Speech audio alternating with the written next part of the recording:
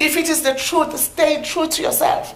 Because ukuphepha nokuphila of this nation will always lean on who you are as God has called you. I wish I can preach today. As God has called you.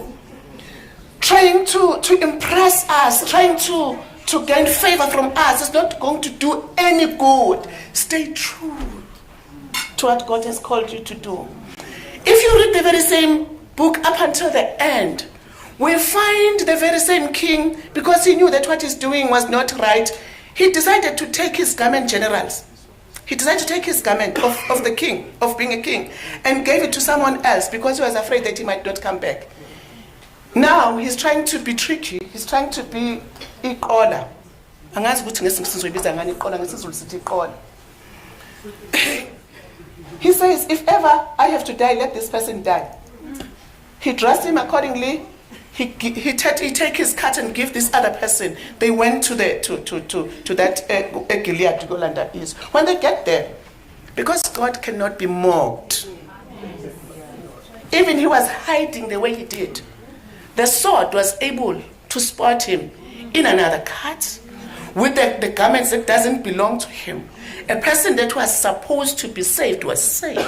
The land did not come back. They lost everything, including him losing his kingship because of not being true to yourself. May the good Lord help us, colleagues, that we stay true to what he has called us to do. Because one day, we'll account about this.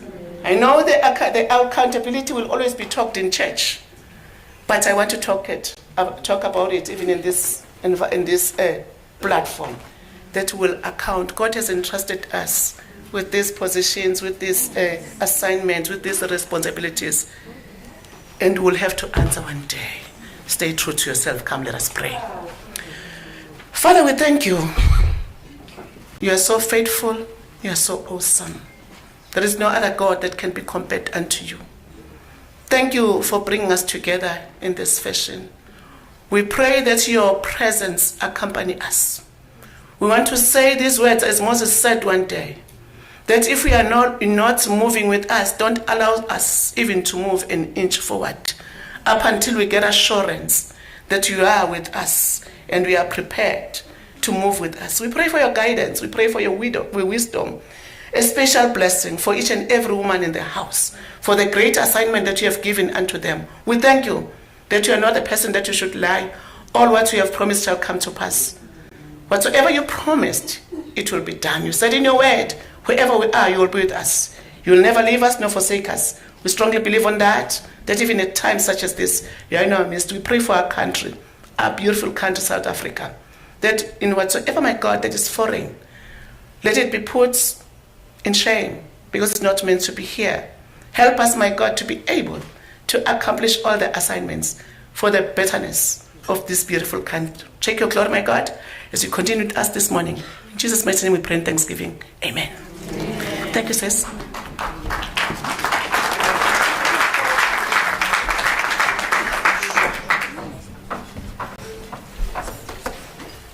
What a charge.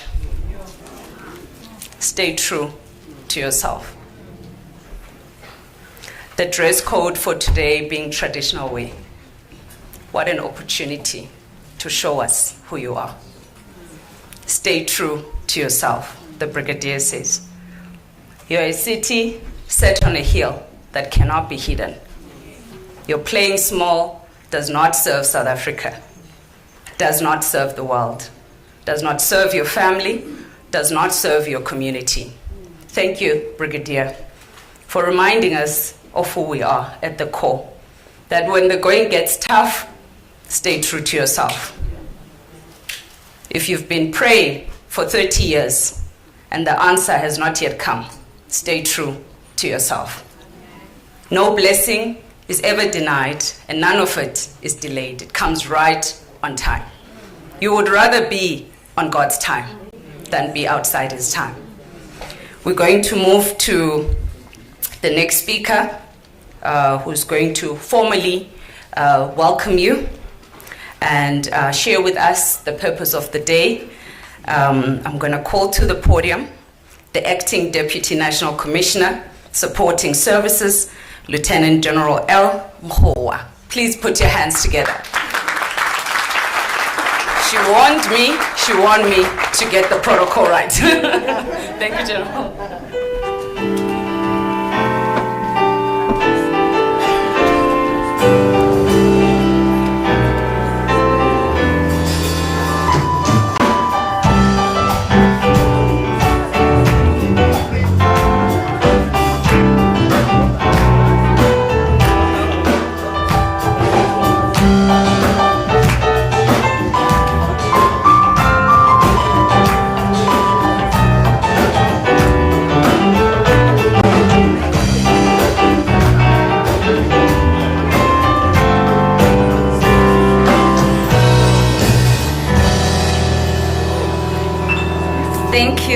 Thank you very much, Bent.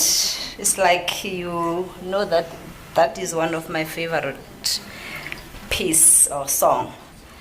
Let me start off by greeting and thanking the program director for this opportunity.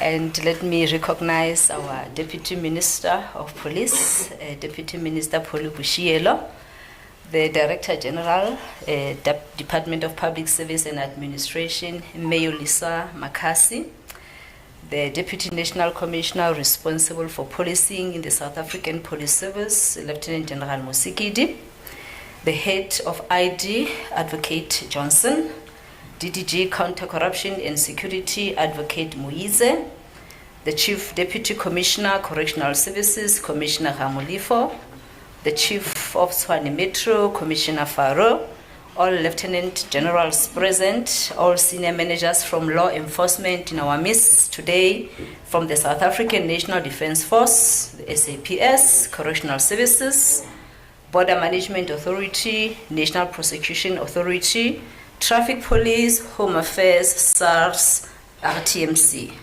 The list goes on and on. Our speakers, our stakeholders, distinguished guests, ladies and few gentlemen that are here, good morning. I hope the men in the house, they are not feeling intimidated, but we appreciate you. We know that we can't walk this road alone. You must always be beside us. I greet each one of you in the wonderful name of our Lord Jesus Christ and Savior. Amen. It is indeed a wonderful day today, and I'm happy to be amongst wonderful women in law enforcement. Standing here before you, I am Lieutenant General Dineo Mkhoa, the Acting Deputy National Commissioner responsible for support services in the SAPS. Taking cue from the Program Director, I was born and bred in South Africa, for your information, and Free State Province, and to be specific, in a small mining town called Velkom. I am a proud Sotho South African woman.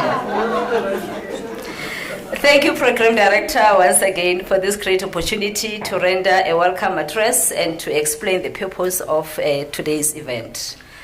Today is an important occasion in the calendar of events of law enforcement agencies gathered here. A day put aside to celebrate ourselves as women in law enforcement industry, and also to give ourselves a pat on the back to acknowledge our achievements and also to reflect on our journey as women in this industry. For some of you, yesterday I had an opportunity to be amongst other great women in the public service.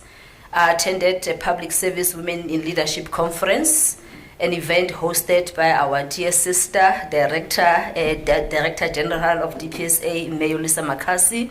It was a very empowering session indeed, with great speakers. And I want to thank you for inviting us. It is important to note that this year we are celebrating Women's Month under the theme, I quote, celebrating 30 years of freedom towards women's development, close quote. An occasion like this one presents us with an opportunity to take stock of progress made in socio-economic empowerment of women since the advent of democracy. Women in law enforcement are worthy to be celebrated because, as you may all be aware, that we have made significant strides in law enforcement in ensuring that our policies in the workplace are gender sensitive and the role we play in respecting and promoting human rights in the communities we serve. It is important to highlight that all of us in society are duty-bound to constantly apply gender sensitivity by vigorously challenging gender stereotypes and by treating one another with mutual respect. Law enforcement agencies in our country have made progress by, amongst others, developing and promoting capable women in leadership positions, a milestone that we are all celebrating today. And some of those great women, we are going to get the pleasure to listen to them addressing us during the course of the session. Moreover, we have for the past 2 decades prioritized women empowerment in law enforcement in line with the United Nations Sustainable Development Goals and the African Union's Agenda 2063, which seeks to ensure that advancement, representation, and gender parity are a norm. For women to be where we are today in this country has been a long journey, a worthwhile one as women who came before us paved the way. Indeed, today we take stock as we commemorate this day and pause to honor the women who marched in 1956 to protest against past laws and unjust system of the day. As women in various law enforcement agencies in our country, we must build on the legacy of women of 1956 by prioritizing women's empowerment and ensuring that women in law enforcement and ensuring that women in the society at large take their rightful position to effect change. With those few words, I would like to welcome you all to this celebration. Let us all be free to engage because today is all about us. It really is a great opportunity that as women from all law enforcement agencies we have met in this fashion, I am sure we'll share best practices in the workplace and at home because we are not only managers and subordinates, many are mothers, wives, aunts and sisters, while also taking care of our elderly parents.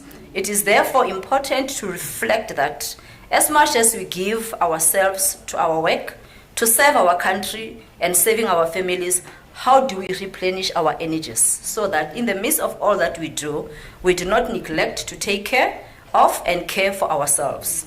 Let us celebrate and rejoice on this day as we reflect on how far we have come as women in law enforcement and also chart a way forward to ensure the new generation of women in law enforcement finds this industry an already better place than when all of us here found it. We need to discuss how we can create a long-lasting legacy that future women in law enforcement can draw from and enhance it when they need it. I want to leave you with a slogan that was adopted by Standard Bank in 2022 when they were having their session. I open quote, "Rise above the noises." With those few words, you are all welcome and thank you for gracing this occasion with your presence. Thank you, Program Director.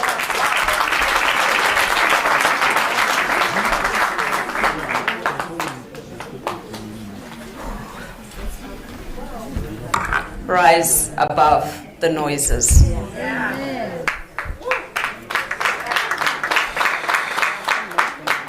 Sure. Thank you, General Nkhuwa. I do want to ask the powerful women in this room that are we not at times found to be the cause of the noise? When we are now being told to rise above the noise, may you not be found to be part of the noise, because the charge from the General is that we must rise above it. In me, I carry a spirit of an eagle. And the reason why I walk with the spirit of an eagle is that at the face of the storm, the eagle rises above the storm. It does not retreat because of the storm. So when we are called to rise above the storm, I invite you to activate the eagle spirit within you. Thank you so much, General, for welcoming us and sharing the purpose of the event. I do want to say that our lunch is scheduled for 12 o'clock. We do hope to finish at 2 o'clock. If we don't finish at 2 o'clock, please do not blame me. I'm innocent. I know nothing. I wasn't there. You can blame the speakers. We'll try our best to manage time, ladies and gentlemen. And now we're going to just ask the band to give us one musical item before we call upon our motivational speaker that is going to address us. One musical item. South Africa is a singing nation, and today we're here to celebrate, right? So, band, over to you. Make sure these ladies are dancing. Do not be scared to rise and dance.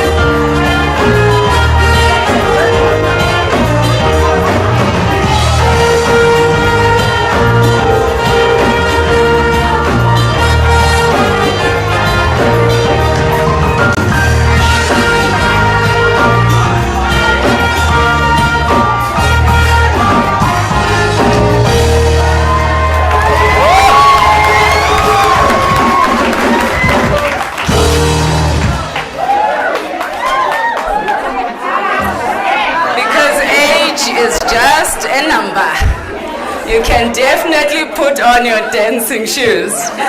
Thank you so much. Thank you so much to the band. We're now going to move on to item 3. Ladies and gentlemen, we have about 9 items on the program, right? But we're going to try and manage it well. We'll remember that at 12 o'clock we're going to go and eat. And we hope to finish certainly by 2 o'clock. Celebrating 30 years of democracy towards women's development. That is our theme for today. Please help me welcome to the stage our motivational speaker for today.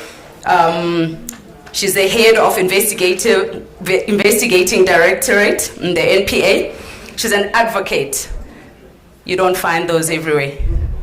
She's an advocate, advocating for human rights. Her name is Advocate A. Johnson. Please put your hands together for the advocate. May you please come to the stage. Thank you, Advocate.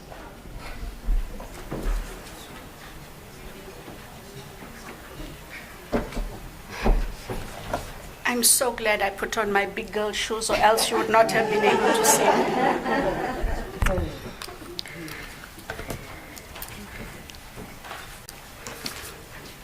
And advocates, unlike DNCs, still do paper. So you're all coming up here with your laptops. Advocate is with her paper.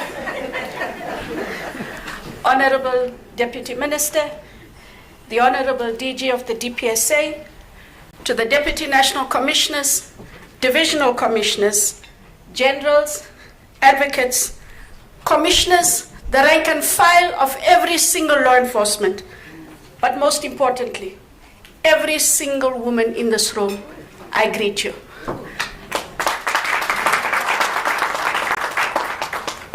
So I'll tell you a little bit about myself. Not because I'm arrogant, but because in doing so, I'd like women to know that you're all proudly, uniquely yourself. And so what makes us that? My name is Andrea Johnson. I shall follow on. Ngizalwe eNatal, eMzinto.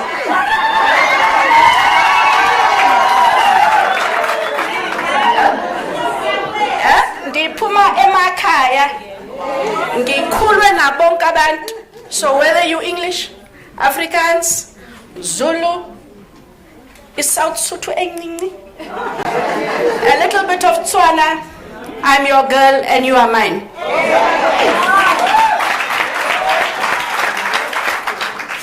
So Andrea Johnson is a proud wife, a proud mother, a proud advocate, and a prosecutor who's commenced her 29th year of uninterrupted service. It is important. And when I mention these things, what did I say first? I told you who I am. But I'm proud to be a wife. I'm proud to be a mother. And I'm proud to be the only and first female investigating director in the country. So ladies, these personal things about us are what makes us the beautiful, amazing woman we are. And so doing this job, as we do in law enforcement, means take pride in every single facet of your life. For being a proud wife and proud mother means I have security and strength in my home. It is that security and strength that carries me into the workplace. It therefore makes me a compassionate, empathetic, amazing head of office and advocate. For in being a woman, whilst we should be proud, stand tall, and if like me you've got to do it in heels, then that is what you do. And so today, as we talk about how we reposition you in law enforcement, for you to find your balance, you have to find your personal space. And it is for those reasons that I introduced you into my personal life. But boy, am I diverse. So, dear, I'm an Indian woman, married, and an Indian Christian woman, married to a colored Muslim man with an adult daughter who follows the Tamil Hindu faith. Talk about having it all in one home. So we are racially, culturally, and religiously diverse. But it is that diversity that makes me the kind of human being I can be to do the job that South Africans expect of me. So in your space, whatever your uniqueness, whatever your diversity, bring it forth. Because no one should stop a great woman from being an individual. And so as you reposition yourself, ladies, I just want to tell you about a small exercise, and DM, I'm going to ask at the end for you and the police management to consider this exercise for our women in law enforcement, and for those of you who are not in the police, it applies to you as well. So we were sent on what is called a cohesion session. It was myself and all of my management, males and females alike, with various rank and file, with advocates, chief financial investigators, chief criminal investigators, project managers, etc. And part of the exercise was to teach us about self and how self makes us better at where we are. So DNC Moskili, they did a whole lot of tests, and you know me, you must stand here, then you must hop there, then you must go 5 paces there, and I'm thinking, and what will we achieve? In the end, they have a chart called an Enneagram, and that Enneagram, DG, put me at number 1. Belling, I'm happy go number 1. But it wasn't about being the number 1. And so they described me. And I swear to God, I could have written it myself. And I want to read it to you, because being number 1 is absolutely amazing in the Enneagram. So it says, and I'm irritating that way. I always tell my family, I'm irritating. I like perfection. When my daughter says I'm OCD, but probably that's the other word for perfection. So they describe the number 1 as follows. You are a perfectionist. You're also often known as the reformer, the type that has a strong moral code and a strong sense of right and wrong. Well organized, ethical, and fastidious. Their basic fear is being considered corrupt or defective. If you are someone who believes that the rules exist for a reason, so we should be sticking to them, that we should always be striving for perfection in everything we do, and that fairness, accuracy, and order reign supreme, you probably fall into this type. At your best, you are a bold and brave advocate for yourself and others. Be your best self. You have a tendency to not only be strict with yourself, but also judgmental of other people when they don't meet expectations. A person of practical action, you are driven by a sense of having a mission to make the world a better place. When you allow your sense of purpose and passion to fuel you, you are capable of great influence and bringing about change. Just remember that you can't control the action of others, nor should you judge them for theirs. It is a textbook description of how I've lived my life. So I don't have 2 personalities. At home, at work, in public and in private. What you see is what you get. It may not often be everyone's cup of tea. But I'm coffee, I don't do tea. So I'm good. I just want to ask you a few questions, but don't worry, I won't ask you to answer. It becomes important, ladies, as you reposition yourself, that you ask, why did you choose your line of work? Good pay? No other option? Or do you have a real affinity for law enforcement? It's important today, in your quiet time, in your private space, to ask and answer that question. It is important as women that in law enforcement, we have self-confidence, self-respect, and discipline. Times have advanced. Unfortunately, ladies, this still remains a man's world.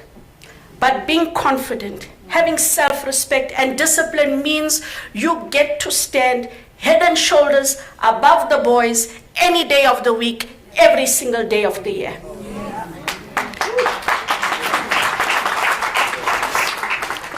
And does it mean that in law enforcement, we must stop being feminine? You know, feminists, they always say, feminists want to burn their bras. Hey ladies, we need it for practical reasons. So we're not burning anything. But in being a woman in law enforcement, be feminine. Be like me. Who says advocate can't wear a girly dress?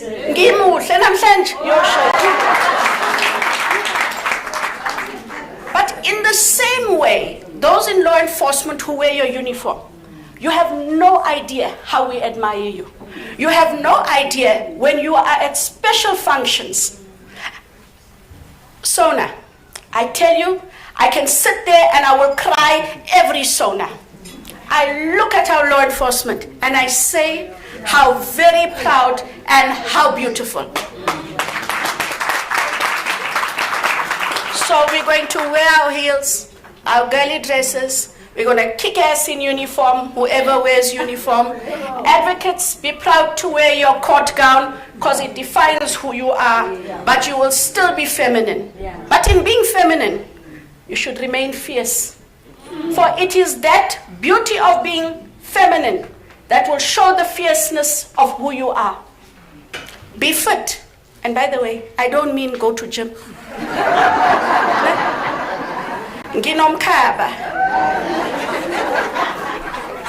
And it depends where you buy your dress, DM, so. But being fit is about your mind and your soul. Because that's the thing. Not your husband, not your children, not family, friends, or colleagues can ever strip you off. So, if you take nothing else from me today, remember, be feminine, be fierce, be fit, and always have purpose. You know, you can still be an amazing wife, a wonderful mom, but you can also still be a kick-ass leader in the space in which you operate. You know, I have an irritation. You know when men call us, says, my sister, don't you want to what? I think, Modimo, I'm not your sister. And I'm going to tell you why. You see, if exactly, dear, I'm still siswako, I'm not your mother, I'm still antuako nix. Because last time I checked, my mother had two daughters, one son, Mongeko. So, and I raise this because the irritation in it, ladies, is we allow it. So don't let the men in your workspace call you sister. You have a rank. You have a position. He will not call the male general, yo putiwam. Uti general, so. He's almost falling over himself. Have respect for your rank, your office, and self. And if you don't correct these little things, it is these things that erode the beauty of who we are and what we bring to a space. So don't forget.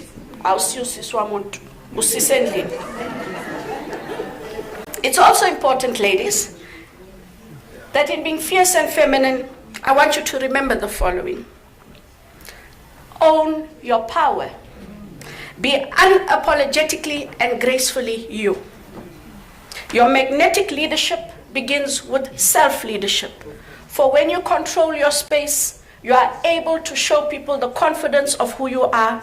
You make them believers. You make them strong. You invite the rest of the power that is woman.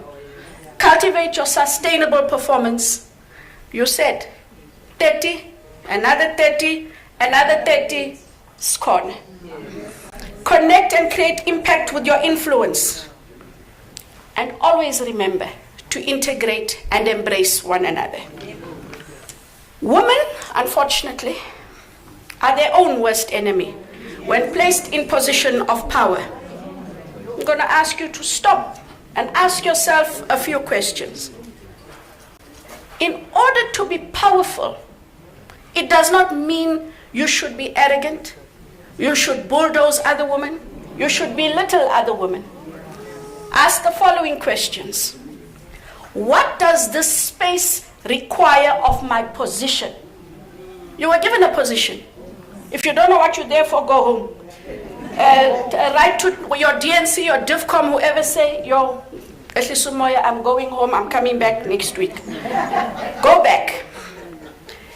Other than what the space requires of your position, ask, how do I do what I need to do? Then ask, who in my space has a strong work ethic? How do I also then change the work ethic of those who are not so strong and perhaps not so ethical? What is the purpose of my space? And how do I as a leader get all my people to understand, to believe, and to achieve? Managers, did we upskill and empower the women that we either put in the position or who were sent to that position? Do we do right by the women that are in our space? Or, I didn't hire that one. I've heard all the stories about that one. And so you let the stories dictate your relationship, and all that happens is you lose the ability to recognize the strength of a really good woman who can change the face and purpose of where you currently are. So ask yourself those very, very important questions. And it is here, Deputy Minister, and I will tell Ndate Masemola myself, the DNCs, the divisional commissioners, send components to cohesion sessions. Let them get to know themselves, their colleagues, and the expectations of the field of work wherein they find themselves. You owe it to them.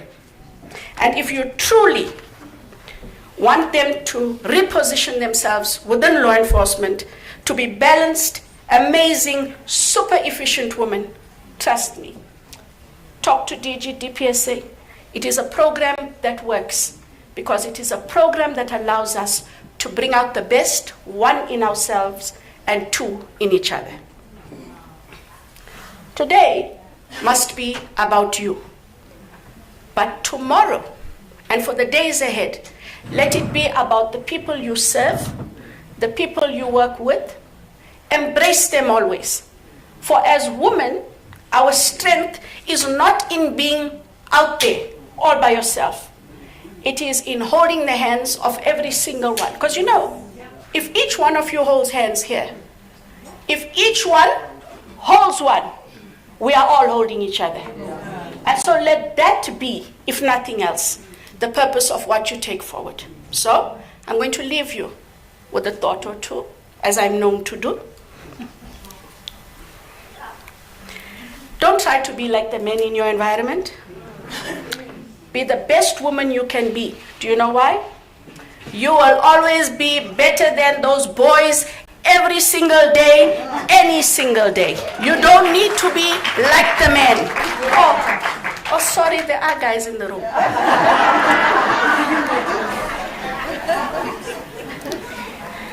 I want you to remember when the Brigadier gave us her message this morning. Let me tell you, Brigadier, I am grounded in faith. I make time for God. God in turn carries me on this path that is as daunting as it is exciting. Never lose your faith. Never lose your spirituality. But most important, ladies, be proudly, uniquely you. Happy Women's Month to all. Thank you.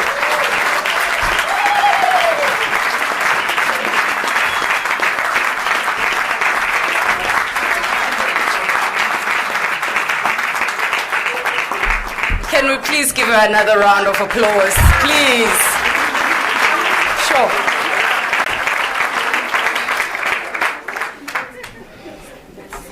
Advocate Johnson, what a powerhouse. Sure, thank you for instilling in us, that we must not just be feminine, but we must be fierce. and what it means to be fit. You know, if you go on social media, they tell you that it's September, summer body is loading, and we're just thinking fit, small body. But this morning you're telling us fitness of the soul, fitness of the mind. So we thank you. We honor you, Advocate. Your words are definitely lighting a candle in all of us, and they're lighting a fire. We appreciate you. We're going to move on to the next speaker. She's just stepped out, but the band is here. So can the band do what the band can do best? Help us to celebrate 30 years of democracy. I do see the speaker somewhere in the room, but I do want us to welcome her still as the moderator with a song, because we are here to celebrate, right? We're not just here for the selfies. I've seen a lot of selfies going around, which is good. It's good. But as we move to the next topic, I just want us to have one song, maybe a song of celebration. Please. I'd like to see you get up from your chair. Get up from your chair. Get up from your chair.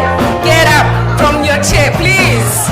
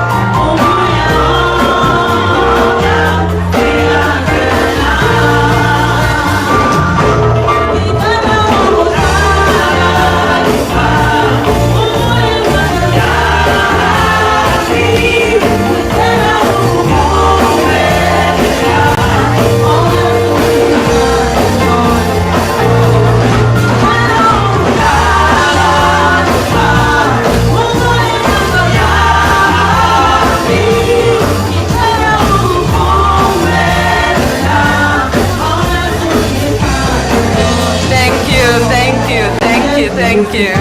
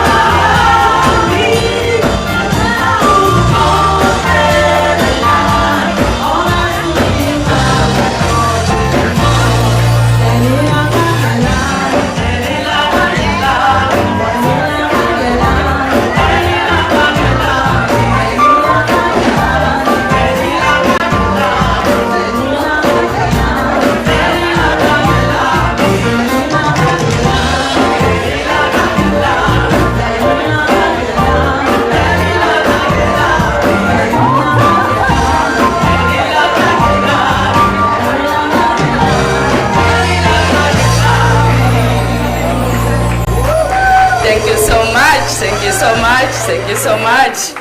We are here to celebrate, so certainly we're going to get off our chairs and dance. Without further ado, I see the moderator is already on the podium, and you know what that means. She's ready to roll. I won't say help me welcome her to the stage, but I'll say help me acknowledge her. She is the Divisional Commissioner of Technology Management Services, Lieutenant General Ima Vundla. She will be facilitating the first panel discussion. And I'm going to hand over to her I met her earlier on, and her aura and energy, as I came around her, I can see her reacting. But there is certainly an aura and energy around you, General. We appreciate you. We're looking forward to the panel discussion that you'll be facilitating, and over to you. Can we please give her a round of applause?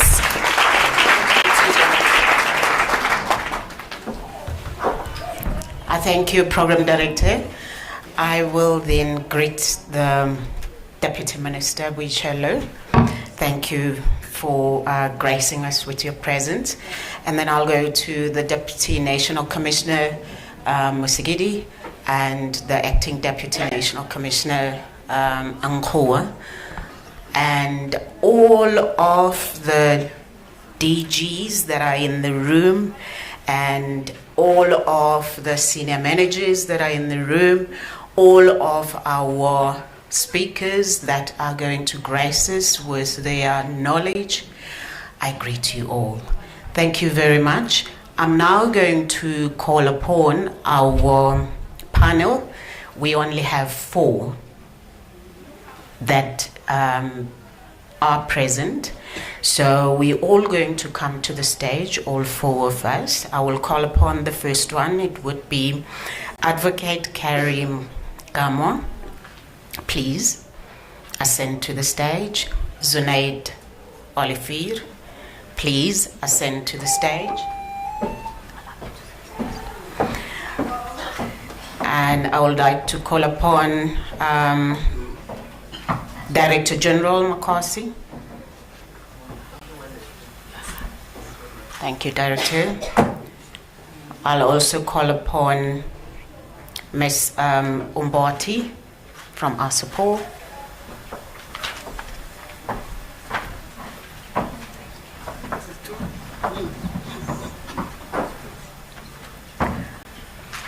Whilst they are taking comfort to their chairs, I will then introduce myself as a moderator.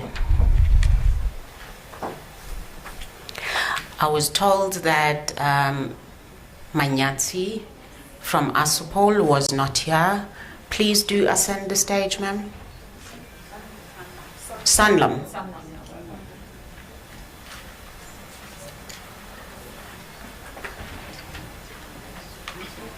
Yeah, please ascend the stage. My apology.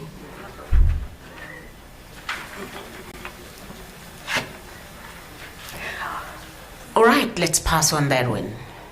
I appreciate, ma'am, that you came forward. The team had informed us that we only have 4 topics at the moment, but I'm glad that we are all here now. And I would introduce myself as a moderator. As it's been said, I'm Lieutenant General Mavundla, and I appreciate your time. The proceedings of this panel would be 10 minutes of each panel's presentation. We will then take the first 3 because they are more on the human side and the law side. Then we will take the last ones, which are more of the financial portion. As we go into the discussions, we will take the 3 first presentations, then we will open a Q&A to the audience if the audience would need to have a Q&A. But it is a discussion. Please don't make it that formal. Yes, we are addressed here as the law enforcement, but remember, when you woke up this morning, you said it's still an August month. It's still my month. It's still her month. It's still their month. So it is an August month. You are still a woman, but you are in law enforcement. What are your legal rights? You have equal legal rights. And when you ascended off your home, you said, by the way, what are my children going to eat? What are the strategies that I have to forge forward? And therefore, we're starting from those 3 topics at the moment. Is it okay? Let's go. Thank you very much. I would like the panel, each of the panel members, to introduce themselves in 2 seconds and their topic of its place. Thank you. And you start with your topic.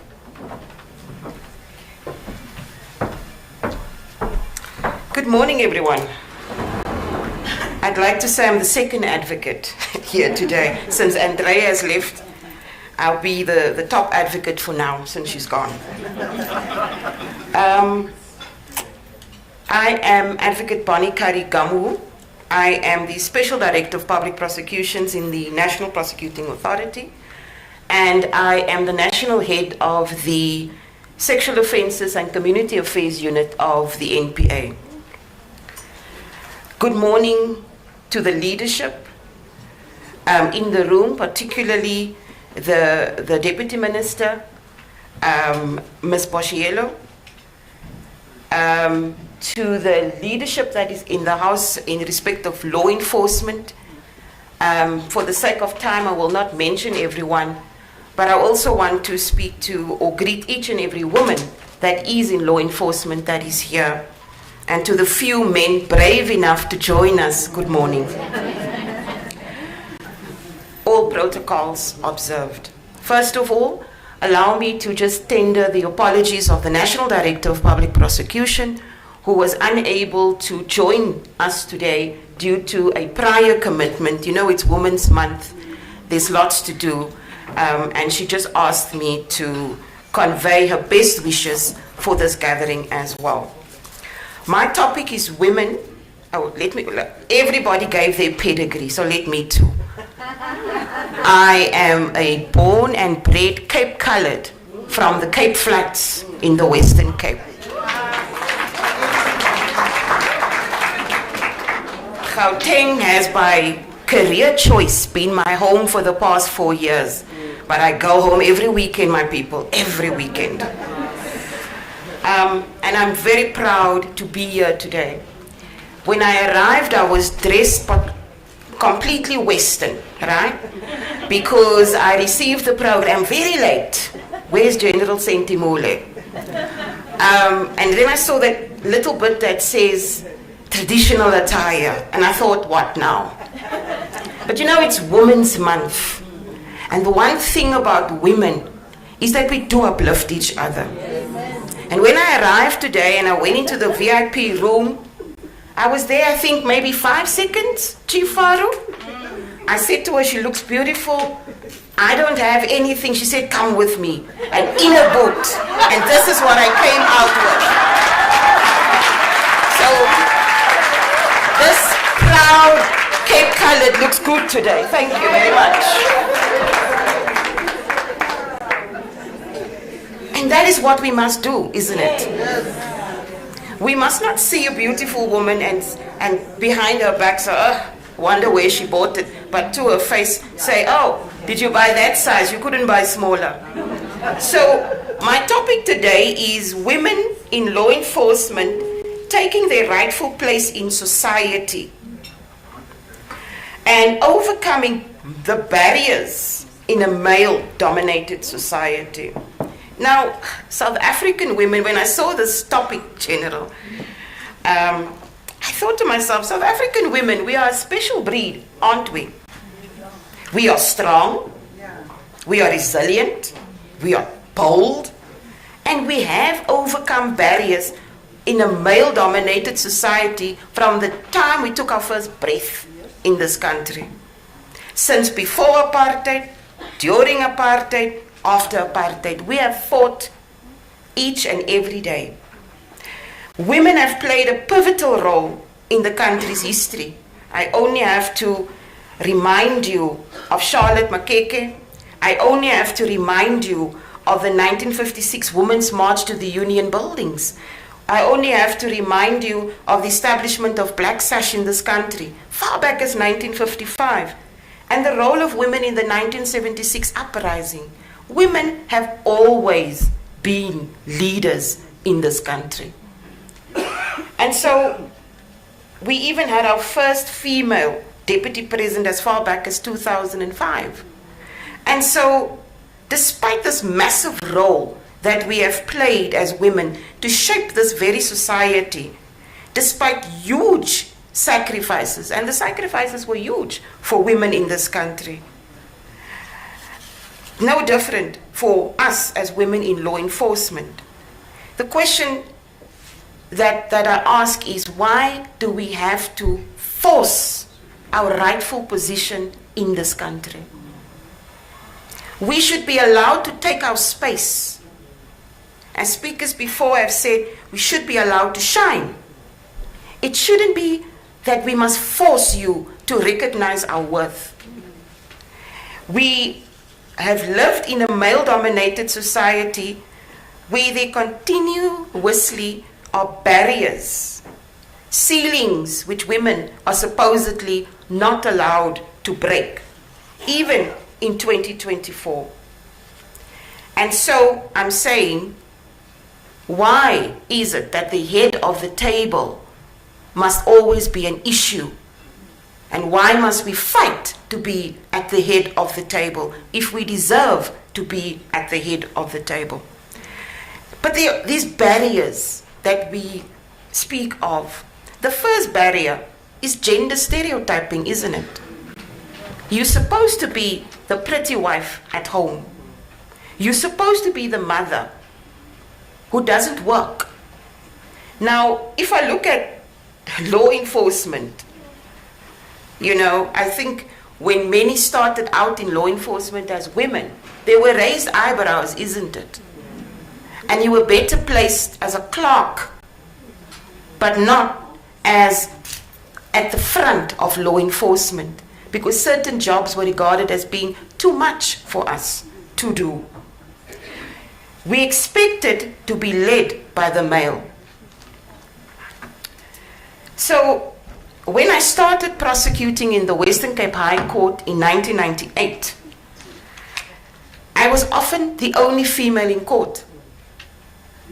The judge was male, the investigating officer was male, the accused was male, everybody was male. Now the fact that the accused was often male should have already said there's a problem, right? So, and you would sit there, and I remember at one point I was 8 months pregnant, and I couldn't get into the bench in the High Court because my tummy was too big, and they had to swing me over because we were not meant to be in that space. Over 20 years later, you can go to that same court. If you're 8 months pregnant and you're an advocate, you're not going to get into that bench. It's not made for you. So we went one step better, and we said, okay, you don't want us to prosecute in court. Let us become the leadership of the prosecution then, so that we can issue the instructions to the men, so that they can slip through the benches. Now, how wrong have we been in this society when we try to put women into these little boxes? Currently, the National Director of Public Prosecutions is a female. And she's a tiny little thing if you've ever seen her. Right? The head of the ID is a female. Right? The head of soccer, myself, is a female. And a beautiful one at that, thank you. When I look at the divisional commander, it's a female. The deputy, it's a female. And is the world falling apart, my people? No. It's getting better. It is getting better. And so you have this strong, powerful leadership, women leadership, who have broken the stereotype. And they have shown that we are able to lead with excellence. Not just being put in positions. We are strategic. We are powerful. And we lead by example.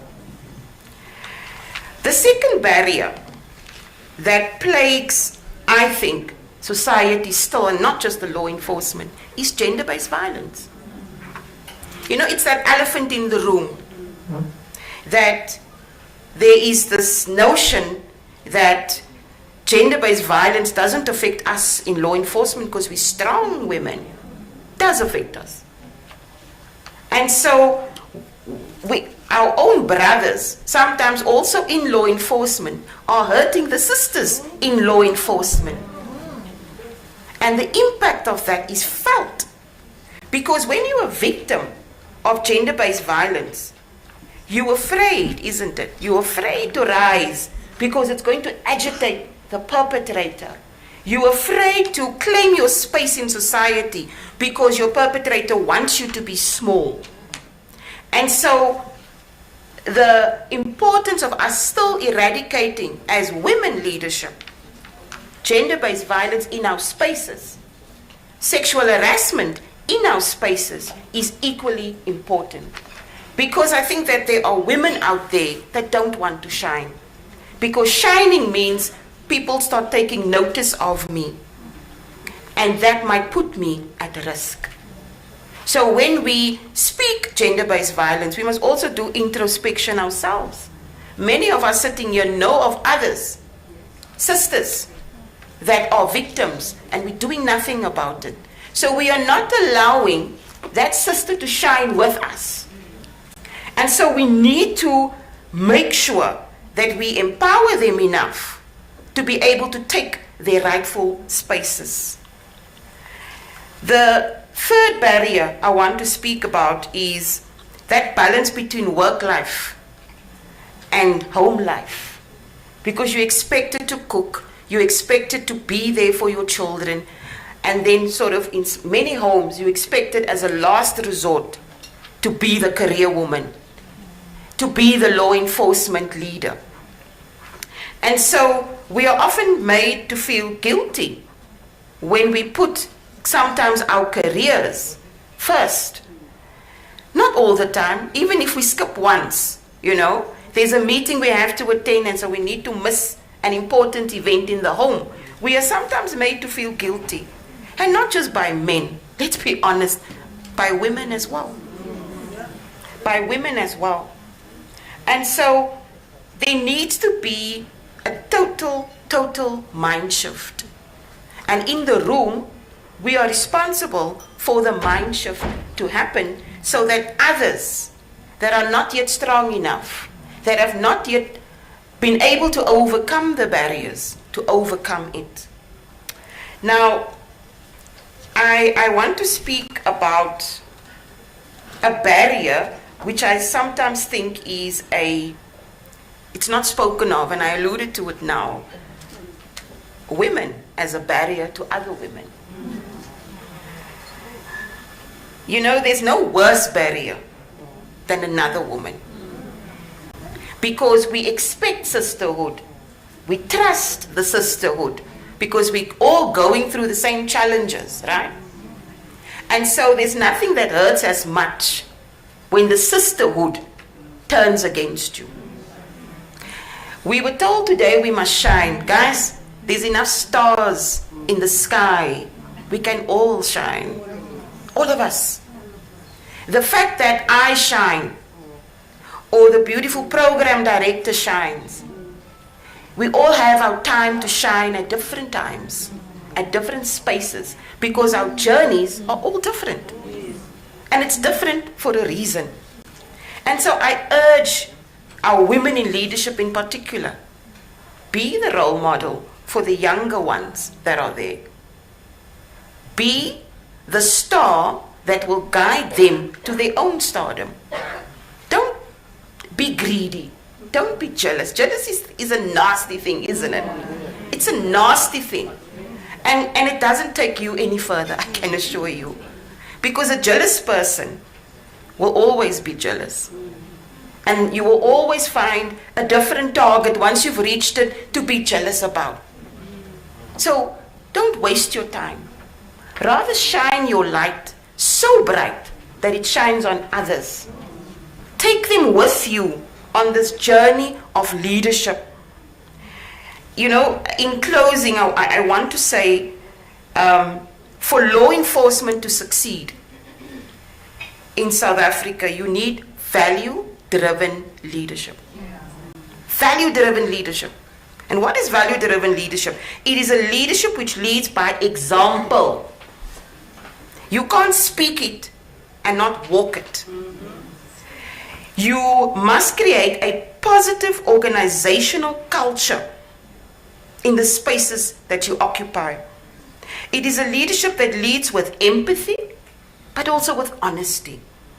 You must lead with excellence, with ethics all the time. So women in law enforcement should not have, as I said, to fight to take up the space. It is ours. We own it. We shouldn't let the barriers stop us. The success of women leaders in law enforcement already should prove that more is needed. We need to have a venue that is twice the size of as this now, so that we can truly say, you know, we are worthy. Society needs us. I think society would fall apart was it not for the woman. Was it not for the woman who is willing to cut herself into a million pieces and be everything to everyone? But I want to remind all of us, and I'm sorry, I must just say this. There's this beautiful quote of Tata Mandela where he says, as long as women are looked down upon and prevented from making a meaningful contribution to society, progress will be slow. And it has been proven. This country is going to go from new heights to new heights because women leadership is taking its spaces. But let us not leave the young one behind. Let us not leave the girl child behind. Let us all aim to uplift each and every one of us on this journey of women leadership in this country. Thank you very much.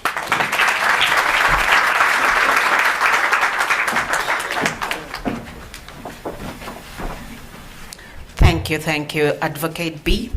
We appreciate all of your endeavors that you have shared with us. Let's explore this ladder that you're talking to, which women have taken charge of.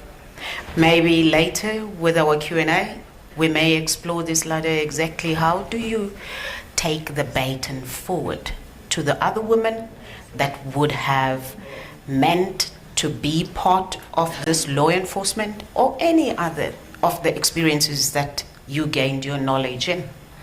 And therefore, we are saying women must take charge. And how? How do we identify those women that must take charge? I will then call upon Zunaid Olivier, the only thorn in my panel.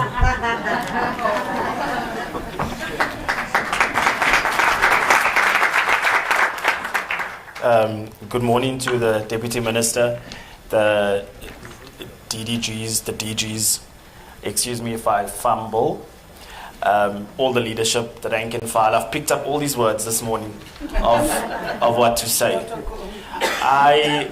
All the protocols observed. So I got the call to come and address you ladies, and I thought to myself, it's fine. I address judges and magistrates every day. And then I walked in here and I thought, good God. If I am not the stupidest man in Pretoria, then I don't know.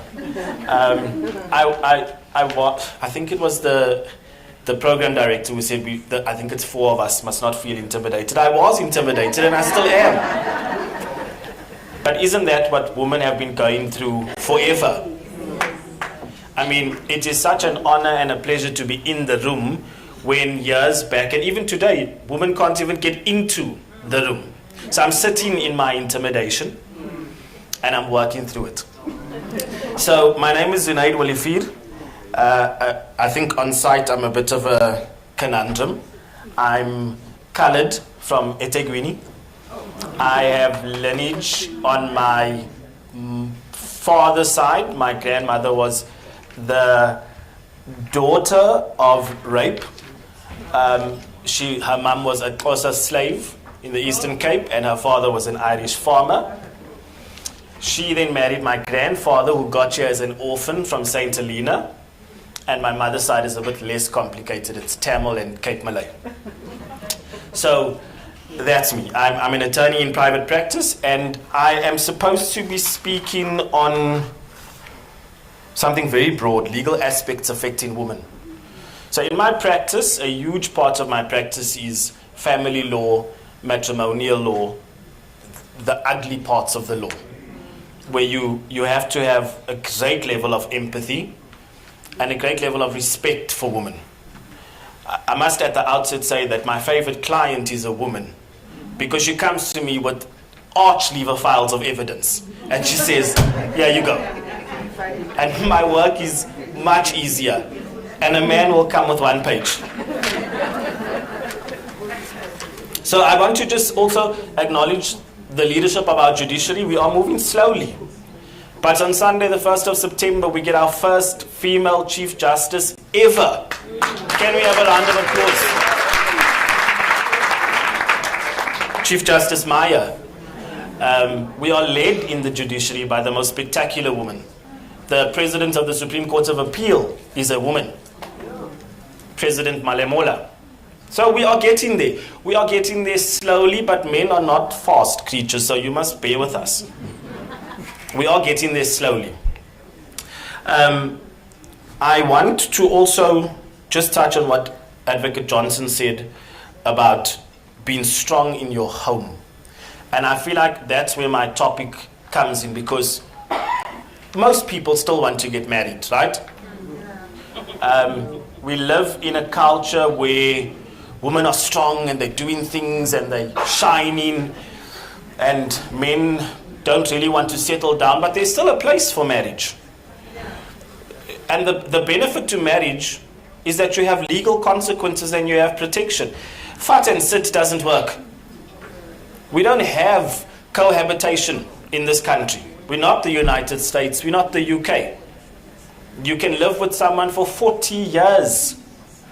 And if they don't marry you, it's tough luck. There's no such a thing as the common law spouse. The common law spouse is a myth. It is the worst myth that could have been created. If there is one thing that you take from my little presentation, is that if you are not yet married, never marry in community of property.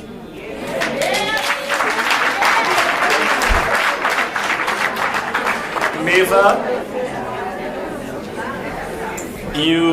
But don't worry, those, I think many here are married in community of property. I'm going to help you.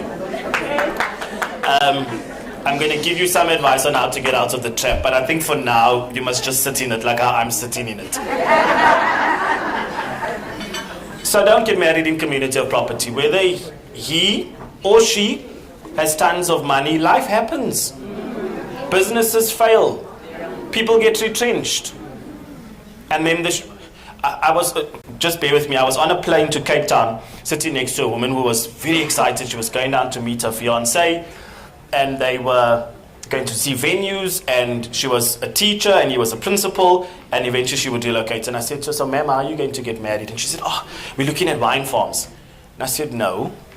In community, out of community. She said, no, in community, we're both Christians and no one's thinking about divorce. I said, yeah, I'm also Christian, but I'm going to give you, I think we've got an hour left on the flight, I'll give you some free advice. So your husband, you're 10 years into your marriage, and he starts gambling. There's lots of stress at home, lots of stress in the workplace, and he takes to an addiction. You still love him dearly. You're not even thinking of divorce. But the sheriff's knocking on your door to repossess your things. It's got nothing to do with divorce. It's got to do with asset preservation. And as women rise in the workplace, surely that becomes more and more important. And in community of property does exactly the opposite. It does not protect your assets. So the ladies that are married in community of property, just another 5 minutes, then I'm going to help you. I also want to encourage, I think it was Advocate Johnson who also said you must rise above the noise. But I don't think that you must always do that. I think you must rise above the irrelevant noise. But women are the noise. It's the noise of women. like the speaker before me said, in 1956, who changed things, because the noise changes things. It was the noise of women who changed the definitions in the Domestic Violence Act, when they said we're not just getting abused by being beaten, and now we have 15, 16 grounds of abuse. It was the noise of women who went all the way to the Constitutional Court to change an exceptional point in law. So what the position was, we are 30 years into democracy, it's 40 years since this came about. On the 1st of November 1984, the accrual system came into our law. And prior to that, what was the situation in South Africa? Women were not allowed to work. If they were working, it was menial jobs for menial income. And so Mr. Man goes out, and you go all over the show with him, and you host his colleagues, and you raise the children, and you drive them to all their extramurals, and you are doing the most, as the youngsters say. And then the time comes for a divorce. And he says, well, we have this antenuptial contract, and what's mine is mine, and what's hers is hers, but nothing is yours, because the house is his, the cars are his, the business that you had your own job, but you went to slog at over weekends to help with the books or to sit at reception, is his. So the position was that you had to prove your contribution, and you could get some of the estate. But that was not available to women after 1 November 1984, until some woman in Pretoria made a noise. She lost in our High Court down the road. She went to the Supreme Court of Appeal. She ended up at the Constitutional Court, and she said, this is unconstitutional. The fact that I was not alive in 1984, the fact that I could not marry in 1984 is arbitrary. So here's the advice. You fall in love and engage someone who's got lots of money. And he says to you, I'm not getting into this. We're going to get married without accrual, out of community of property. You still have your rights. You do what you have to do, because we all know women split themselves into 1,000,000 pieces. You're driving the children to 6 extramurals. You see into yourself, you're doing your own hair, because what must happen? You must be feminine. You must look cute in your uniform. You must look cute at work. So you're doing all these things. And he's just building the estate and building the estate, and 20 years later, he says, oops, but we have this antenuptial contract. You say, yes, but I made my contribution. So let's fight. So I want women to continue being the noise, because society changes through your noise.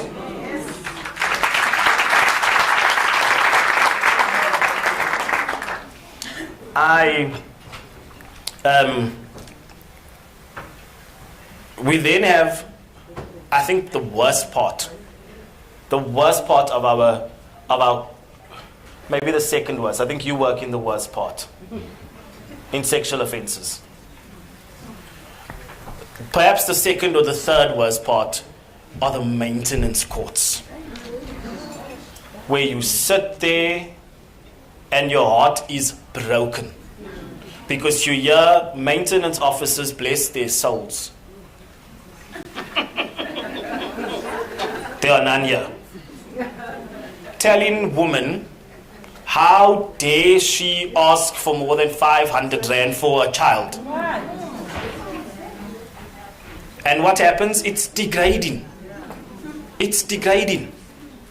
Who wants to go to court with a begging bowl to ask somebody to help you pay for the child you both made? It was our beautiful program director who said, who can shoot a gun and then breastfeed? And invariably, who is left with the child? Yes, men have equal rights, and very rarely you see men getting children post-separation or post-divorce, but invariably it's the woman. It's the woman who sits with the child and must go to a court and beg for this child to be maintained. And if the maintenance is not enough, she's still going to make a plan because she's a superstar. So when you go to court, you fight. You fight and you fight and you fight because you are fighting not only for your own child. Because the women in 1956 were not just fighting for themselves. And the kids in 1976 were not just fighting for themselves. We stand here on their shoulders. We stand here on the shoulders of the most incredible woman. And I'm very proud to be an attorney in South Africa. I know we get a very, very bad rep. But I'm very proud because we have a body of laws that sometimes are second to none globally. All that we need from you women in law enforcement is when that woman comes to the station and she's beaten black and blue, she needs empathy. She needs an hour, she needs 2 hours, she needs to be able to sit and cry her heart out and then to say, we're going for him together. So I just want to echo what the previous speakers have said, that women can be barriers to each other, but I believe mostly women uplift each other. Because isn't this about celebration? Isn't today about celebration? And celebrating, I must be honest and confess, I was completely unaware of the amount of women in senior leadership in law enforcement. And I pride myself. I pride myself on being woke and knowing what's going on and what's going on in current affairs. And as the people were getting introduced, I was like, sure. There's a lot of women in senior management leading law enforcement. So I want to all just encourage you. I can't speak about every single right that women have in our law, because then I'm going to be mansplaining and taking over the event. Please feel free to ask your questions. I'm happy to answer any questions that you will have in respect of the law. I'm going to dash off after I'm done. You must have a wonderful event. And we celebrate you. Happy Women's Month.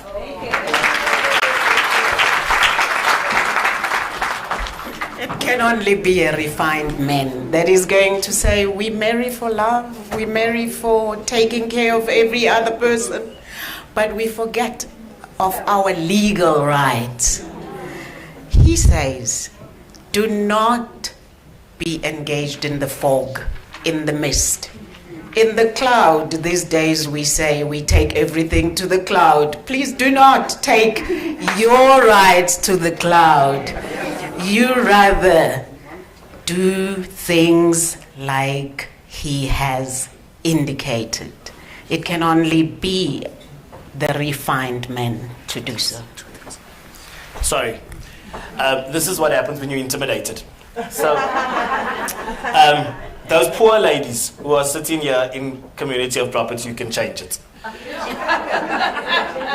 You don't have to die in Community of Property, you don't have to divorce. And I say die because that's how a marriage ends. You can change it. Make a note, Section 21. They're writing. Section 21 of the Matrimonial Properties Act. You go to court and you say, this is our position and we want to change it and we want to be married out of Community of Property. It's very possible. We do it all the time. So there's light at the end of the tunnel. And we are a country with the majority of black people. We have lobola. We have the exchange of gifts. We have the handing over of the bride. And the amount of highly educated clients that I have, internal physicians and oncologists and the rest, who are all married in Community of Property because they did not realize, and there's not much education on this, is that when you are customarily married, you are married. It is not then open for you after all of your ceremonies to go and get an antenuptial contract. You've already been married in community of property. So when the uncles are negotiating, just say, Malume, okay, just wait. We're first going to get a contract. Then we're going to celebrate and conclude lobola. We're going to hand over everyone to everyone. And then we're going to live happily ever after. Ne?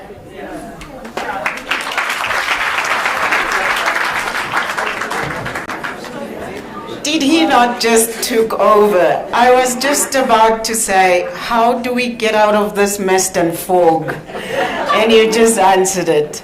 We appreciate. We will take the Q&A after our last speaker on this grouping of the feel me and you and how I am and how do I continue to empower others.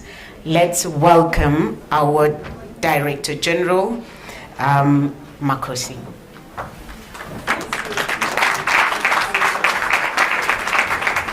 Good morning. Greetings, Deputy Minister, and if you allow me to say all protocol observed, so that I do not spend more time on acknowledgements. Igama lam ndinguyoli Somakas, ndiphuma eLibode, Eastern Cape. Ndingumadosi nomamqorhana uncele nduna. And ndizalwa ngumamjwarha. So I just wanted, I was thinking, I think it's Advocate Johnson who spoke about her Enneagram. And because I've walked that journey of the Enneagram, I just wanted to share with you as part of my introduction that I am an Enneagram 8. She's a 1, I'm an 8. They say the 8s, we are challengers. We are protectors. We don't take the status quo as it is. We want to question it. And we thrive in situations where we take charge. So we champion justice and fairness. We are not afraid to push boundaries. But also you can experience us differently. You can experience us as being domineering and bullies. She's saying, yeah, she's worked with me. And aggressive. And so what they teach you within the coaching and Enneagram space is to also just work around your rough edges, because we all have rough edges. So try and work around your rough edges. I think also growing up helps you to also just fine-tune your rough edges. Don't lose who you are, but just see how you work around with people and get as many of you to buy into your vision and etc. I think I've moved from the stage of being aggressive to that stage of, I'm working around my edges a lot. It's not an easy task sometimes, but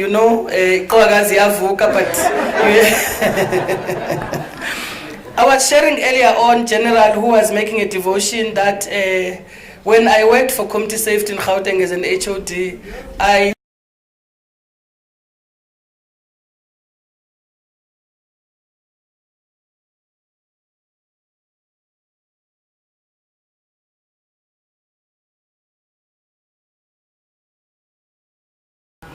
So thank you very much. So when I received this invite and I accepted it, I knew there's going to be devotions before you start, and I love that. So when we talk about empowerment, when we talk about women first, we're celebrating 30 years of democracy. And in these 30 years of democracy, at the core of it has been transformation of society. And women have played a significant role in that transformation of society. And I was looking at stats. We have an equity policy of 50-50. There's a time where we reached the 50-50 in the public service, but we are declining. I'm very worried about the decline because it's telling us something. It's telling us that we are keeping our eye off the ball. And we need to bring our eye back to the ball so that we are able to maintain that 50% and go beyond, because there is a reason. The reason for me is not just about representation. We don't have to be pretty in boardrooms because we are women. We are just there because we are pretty. We have to substantively contribute in changing how things are for the benefit of women. So if we allow this drop in numbers, it's going to ultimately affect our agenda as women. And those of us who are in positions of decision making, we need to keep this in mind all the time, that we must not celebrate being alone in those boardrooms as women with men. We must pull up more women to step into these particular roles. And when we step in these particular roles, we are stepping there in order to substantively bring change to the benefit of other women. I think it's important for me. We are also not fighting men.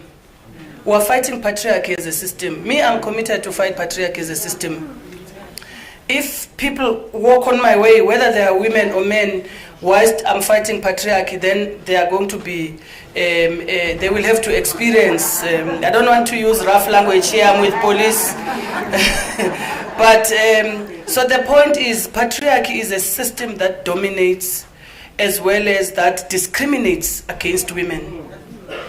And men tend to be beneficiaries of this system. It's not that we don't have progressive men who feel, who are supporting women and etc. But the issue of beneficiaries is there. So sometimes when we deal with these issues, they are going to get affected because they are benefiting from the system that is oppressing women. So that's quite important for us to distinguish that when we fight patriarchy, we're not fighting men. That's why we have my brother here and one or two other men who are here. Because we're not fighting men, we are fighting a system. And also, in fighting that system, it's important that we do not become agents of patriarchy ourselves. Patriarchy is deeply rooted in our social systems, be it at home. A woman cannot do this, a woman this and that and that and that. In the workplace, generally in institutions of society. So how do we make sure that we do not subject ourselves to advancing that role of patriarchy in how we engage with each other as women? And I think the colleagues who spoke before me spoke a lot about that. Now I was asked to speak about balance. So I was just looking at what balance is about. You know, it's about the amount of time you spend doing your job versus the amount of time you spend on what's important to you. So it seems you have to firstly ask yourself what is important to you, because it's given your job is important to you. It helps you pay the bills. And so what more is important to you? So I just wrote a few notes that apply to me, just to share my own experiences. That for me, developing myself continuously is very important. So I will be studying formally or informally. Developing myself is very important. My children, it's no order, because this order, if I put in order, I may fight with other people outside here. It's not in order. I'm just sharing.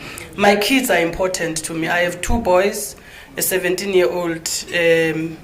And a 12-year-old, who, when you ask his age, he'll say, I'm turning 13 in December. So he's moved away from being 12. So I am a mother of a teenager. This brings other complications to the lives of a woman. Parenting teenagers brings other complications. I think you all know those who have gone through the path. It's also my relationship with my partner. I'm not going to carry this load alone. I need somebody next to me so that we can carry it together. It's my family. I have a big family. I'm an African. And it's my broader social network, which also includes friends. So you can see already the list is long. And it could go longer, by the way, but I just decided to stop here. We have diverse roles as women. Some are wives. I'm not a wife. I'm a partner. We are organizers.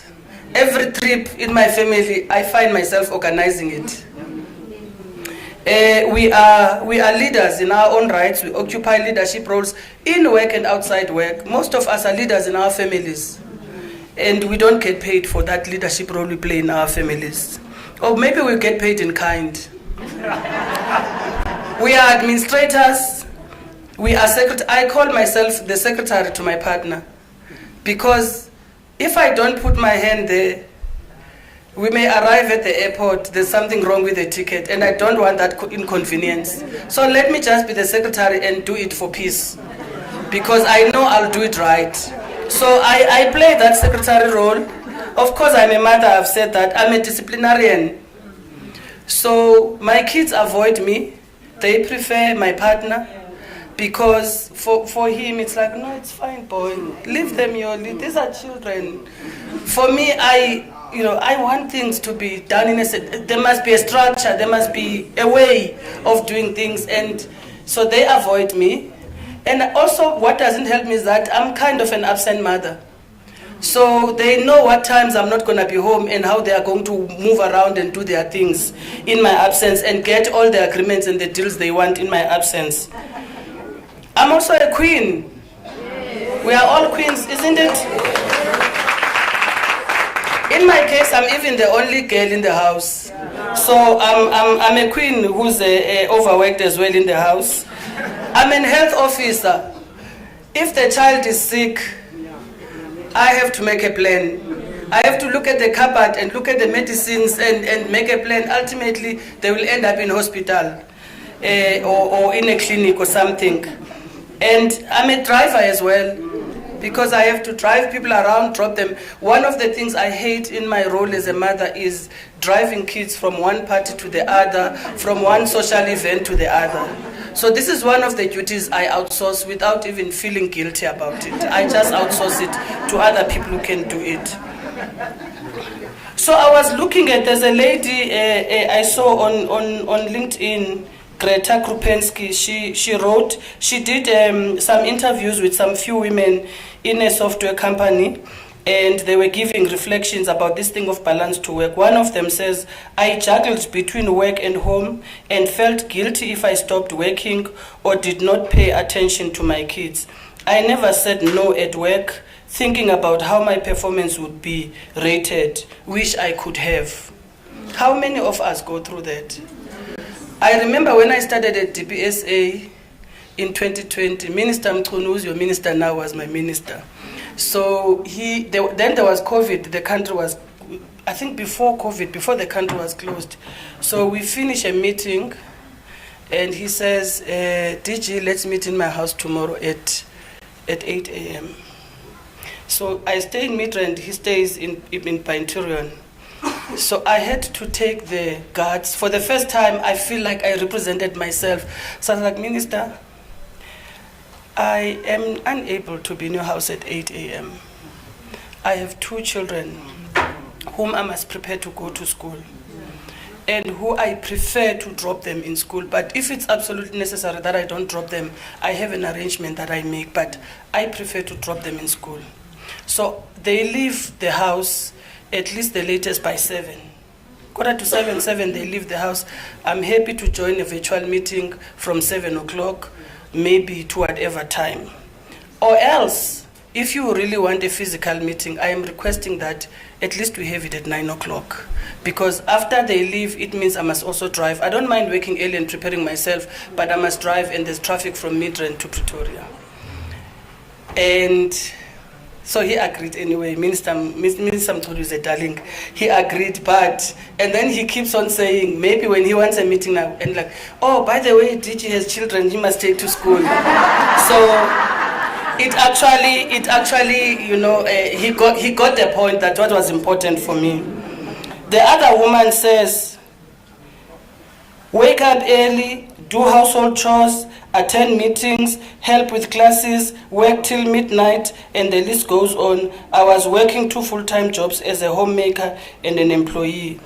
So this is where I say, Andizi, there are certain things I will not do. Yes, I will wake up early to do my own things, my work. If I'm pressured, I need to deliver on something. And for me, that early time around 3, 4 a.m., I made my best performance because I try to sleep early. So I can do that. But if I can drop in fact, I stopped now dropping my kids. They also don't like being dropped by me, so it helps me. So I've outsourced that function. And doing household chores, I will do it when I have time. I have outsourced that function. I don't have a full-time helper. I have somebody who comes 2 days a week, but I have trained my kids to provide for themselves, to open the fridge and take something to eat and put it in the air fryer and eat. When I have time, I will cook. My partner cooks for himself, but he cooks food that my kids like. My kids don't like the food. Let me say no one, because I eat the food sometimes, but my kids don't really like the food that he cooks. So everyone is able to take care of himself. I do not have a burden of rushing home to cook for people. I will never do it. But when I have time and when I want to cook, I will cook for them the best meal, and they will not forget that meal. They'll keep on begging. So the point I'm raising this, it's important that we learn. We understand that we are not going to be able to do everything. We must outsource other tasks to other people who can do them very well. And sometimes those people are not even people that are going to pay. I'm not going to pay my kids for cooking for themselves because they need the food themselves, isn't it? What I did was to buy an air fryer. They're going to be able to use it. It's safe. You put there your chicken nuggets, you put your chips there. And a friend of mine took them to a cooking class. They know how to chop potatoes and cook chips and do chips, such basic things. Of course, once in a while, they're going to get a good meal prepared by their mother. So that's how I've been able to manage your life. I don't know how you manage yours, but what I want to say is that get help. You're not going to fix everything. You're not going to be perfect and do everything accordingly. Get help and make sure that they know at home that you are going to get help and they are going to abide by that help, because it's also meant to help them, not just you only. As I move towards closure, then there was this question, can we have it all? I think you can have it all, but you have to strategize around you are going to have it all. So, I believe I have it all, because I'm able to outsource what needs to be outsourced. What I'm not going to outsource is my relationship. I'm not outsourcing my men, sorry. But so strategically think, what is it that you want to outsource, and you bring in help to support you and have it all. And you need to work. You need to provide for your children. You need to provide for your lifestyle. Whatever that I have, I work for it, I provide for myself. And I'm not about to stop because of children. I'm sorry. Because they also need money. They need me to have money in order to be happy and to get the things that they want. I need to pay school fees. So I'm not going to stop working so that I can go and babysit them at home. No. So guys, it's just around that. And the last thing I want to say is that there is this framework that I use. So the point is, in whatever that happens in your life, try to be present. There's so many things that happen in our lives, and because we're not present, we even forget about them. Try to be present in your life. And I use a very simple framework for presence in my life. So it's about, firstly, self-awareness, being aware that I'm here right now, and the speakers here who are saying so many things. What is sitting in with me? I take it. I reflect on it. And what are my insights after reflecting on it? What is that aha moment that, yay, this resonates with me, I need to do something about it. And then I follow with the action that I need to do in respect to that particular matter. So that presence in your life is very important. And sometimes our dreams get delayed because of children, because of other responsibilities. Me, when I was younger and I had my life planned in a chart, at 40 I would have had my doctorate. And it's there in my chart somewhere in my house.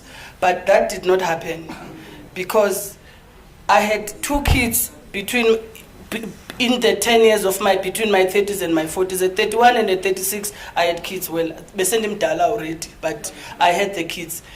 And that derailed me from my vision. But I accepted that and I said, but I'm still going to get my doctorate. I don't have it yet, but I'm going to get it. One day I'm going to have it because I want it. So that is very important to understand that the plan, sometimes you're going to have to shift it around, because things are not only in your control. There's other intervening factors that happened.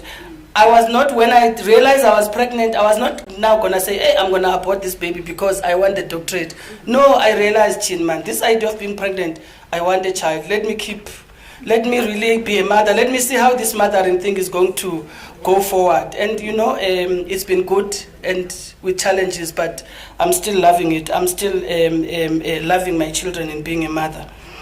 And lastly, please, we must not be agents of patriarchy.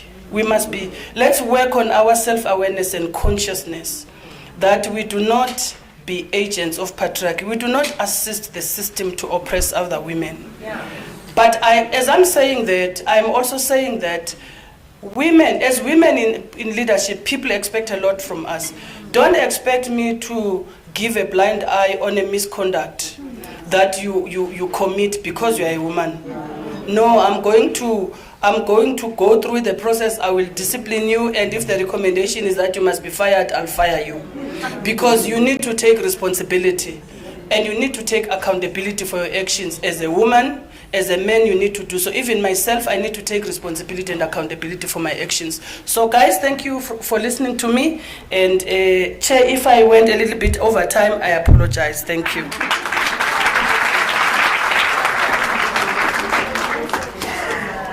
It is your audience. I am not going to accept the apology. The apology must be accepted by the audience. Well, we appreciate. What we take on is that women take stock of yourself, take stock of your hierarchy, your own hierarchy, and calculate your strategies. How do you then plan those activities that are to be effected on your strategies, day in, day out, hour and hour, minute per minute? I would say let's take the Q&A, only 3 questions. I have 3 panel members that have spoken already. Is there anyone in the audience that wants to take on?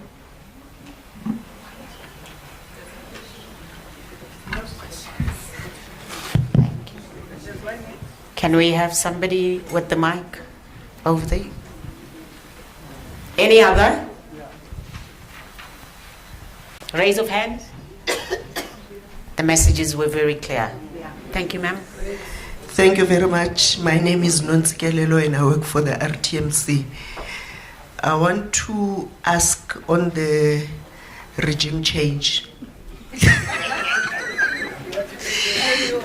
Yes. So if you then go now to do the regime change, what happens to what was accrued before? Does it go for the 50-50 and you start with a new regime, or what is the situation? Thank you. It's a good question. Thank you for the question.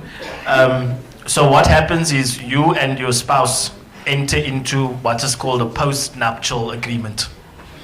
Not an anti-nuptial agreement. It's a post-nuptial agreement. And that agreement obviously takes into account all the assets that you had prior to bringing your Section 21 application, and you attach that to your application.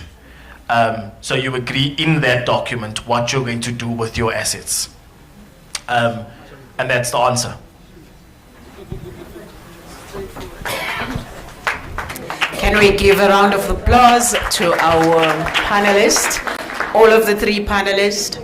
As we are aware, we have to take lunch at 12 o'clock. I'm going to give 2 of our panelists time to do the presentation. Each of them will have 7 minutes, and we will then take on the questions after the lunch, if that would be admissible. In the meantime, what are you taking on these 3?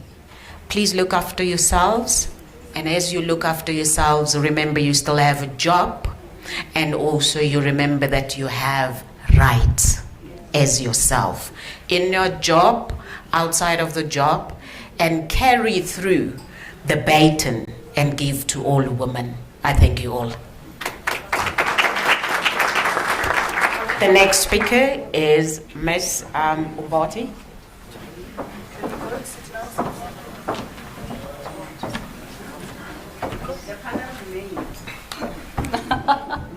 Yes, we had to.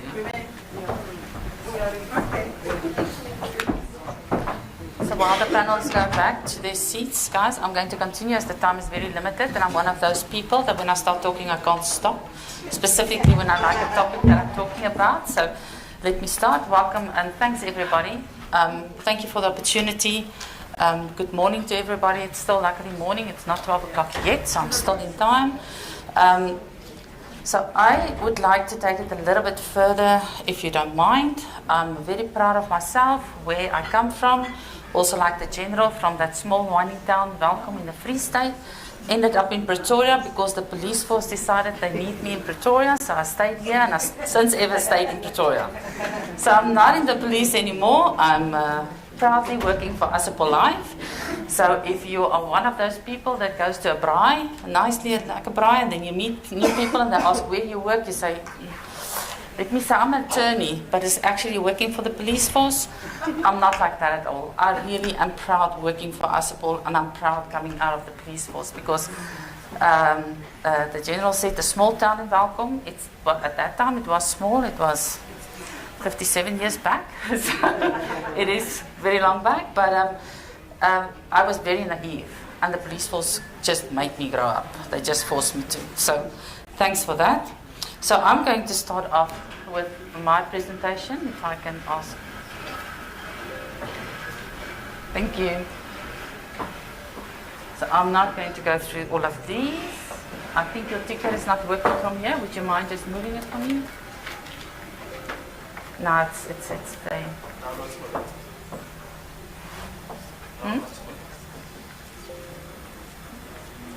Got it. Sorry, I was upside down. So Asapol Life has been in business since 1913, and we really start out as a humble burial society doing funeral business for colleagues in the SAPS.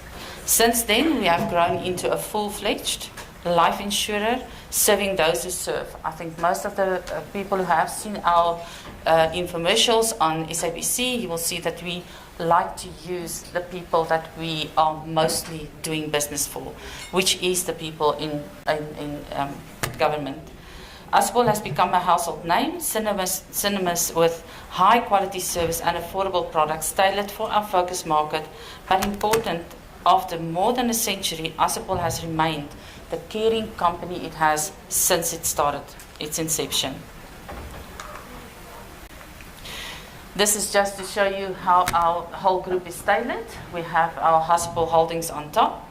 We also have the Asapol Limit. And then on the other side, the investments. Under the Asapol Limit, you can read there, we have started off with Prosperity Life in 2012, incorporating them into the Asapol space. We started off then with Cornerstone Brokers, taking them on since 2017, and of course the Top business since 2018. We have also incorporated now Incubate, which is a subsidiary of our investment side. So our footprint, as you can see, is vast. We have 85 branches nationally, where our clients can easily then get to be serviced. And this is just our successes. And one of the reasons why I'm saying that I'm proud. If anybody asks me, where do you work? I say for Asapol Life Insurance. So I also have the privilege of heading up the claims department in the Asapol Life company. And guys, if you don't know our CEO yet, she is one of the most demanding personalities that I've ever met in my life. So her name is Bridget Mokoena Halala. And she just takes everything on.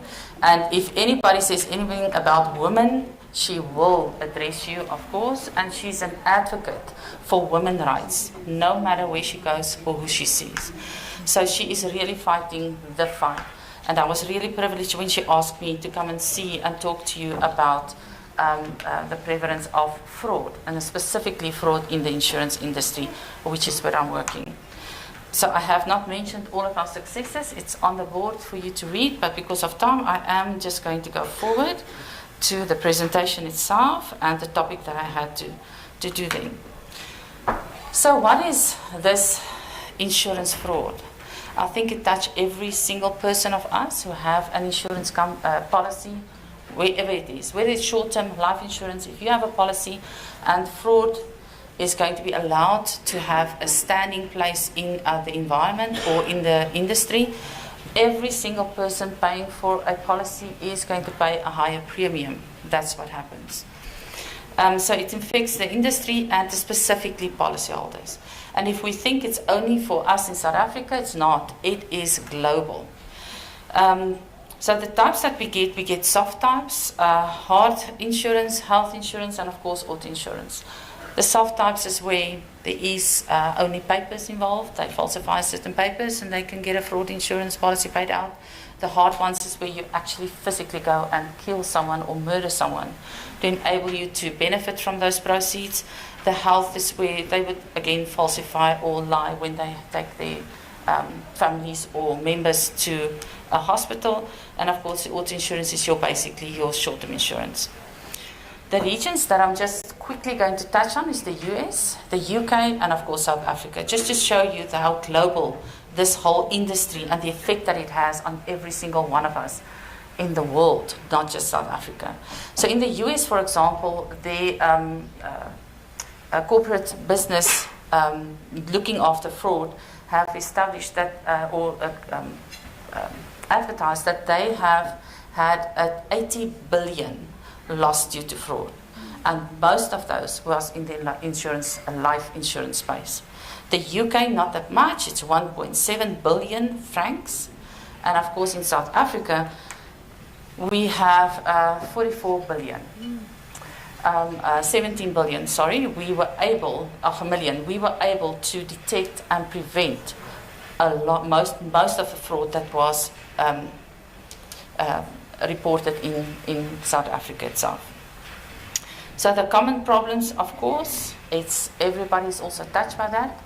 Our current economical environment, our husbands or wives getting addicted to gambling, they need more money, or just greed. I want some, I got a taste of money and I want more. Just give me more. And if you can't earn that by working, then you're going to get it wherever you can. And for some people, it became a notion that it's easier to do it through life insurance. So the reasons for that is because insurance companies are faceless. They don't know the people behind the desk, and they don't know the people where they're handing in the claim form. So they expect not to be detected or to go unnoticed. Financial stress I've mentioned, the greed I mentioned, sense of entitlement also mentioned. We are all there, we are women. So if I get something nice, I want something nice again. So don't withhold it from me, I want more. So some people can't deal with getting more or wanting more, and to distinguish between how I get the more. And then it's quick and easy. Sorry, just want to go one back quickly because I'm already almost on my last slide. So I just want to say on the detection and the prevention in South Africa specifically and globally. Globally, there has been a massive drive towards combating insurance fraud in wherever it happens. So for us in South Africa, we have embarked on having a lot of fraudulent symposiums where people are taught, educated, showing the ways how certain people are doing things wrongly, and which affect you at the end, and not to let that go unnoticed. The data analytics that's available today, if you look at the AIs that's available that can do, I think by a click of a finger, they can go through data that's millions, where a person usually had to go through maybe one docket a day. If you look at the police, for example, that makes it easier. The AIs that can learn, once they detect something, they know what to look for when they get a new set of data rules. And the biometric identification, we all are exposed to selfies these days. So when you want to go into your Nedbank account, you have to produce yourself. And that's going to come into the insurance industry as well, to prevent fraud, not just at the end by where there's a claim, but to prevent people from even accessing an insurance policy from the onset. I sometimes forget that I've got the ticker.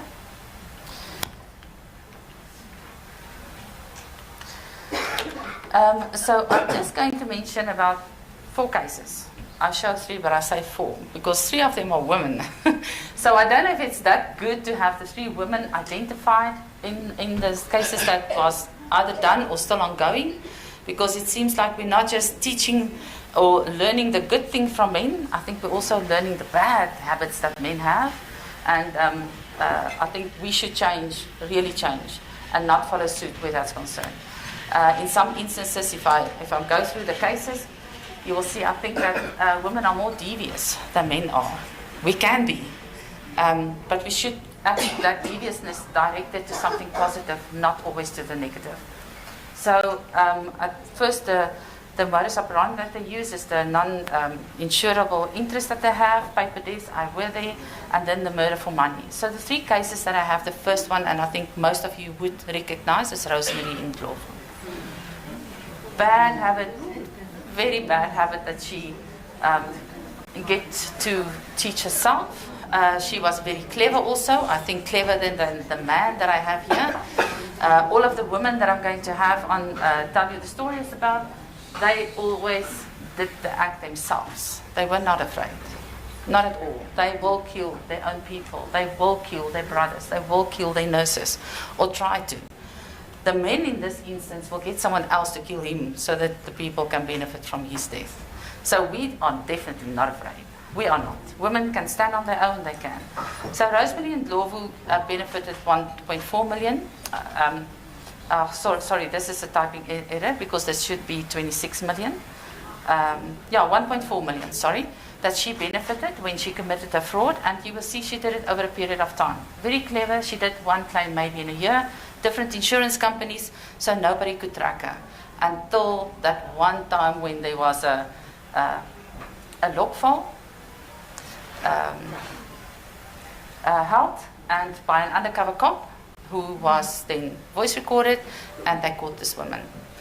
So she did not stop at just murdering relatives. She also then murdered close family members to herself.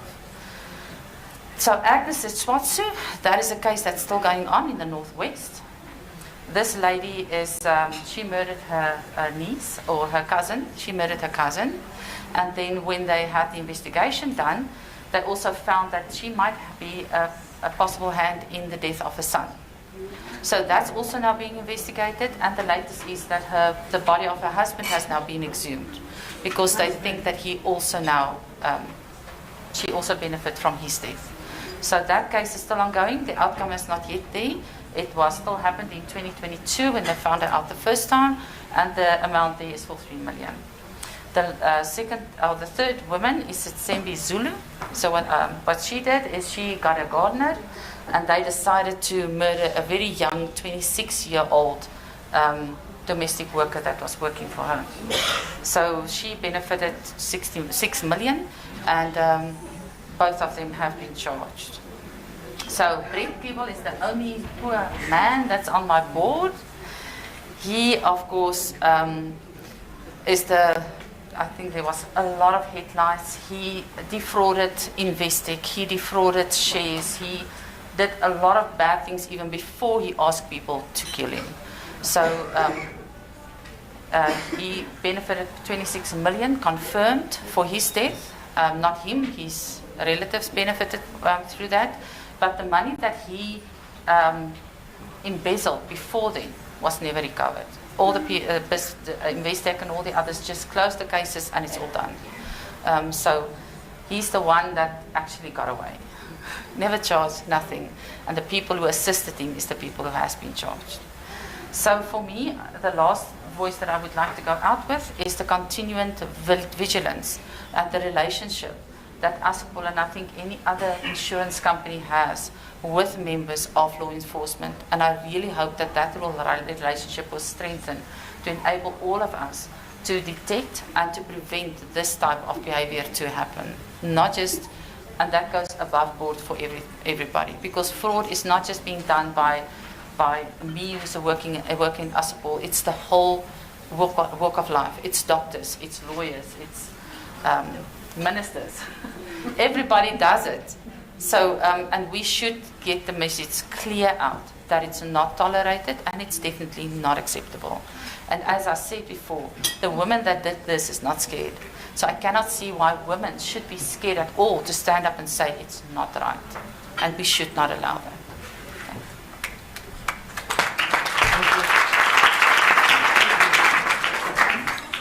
I'm going to negotiate the 7 minutes that was taken by the previous speaker, that we go on lunch within 7 minutes after the second speaker.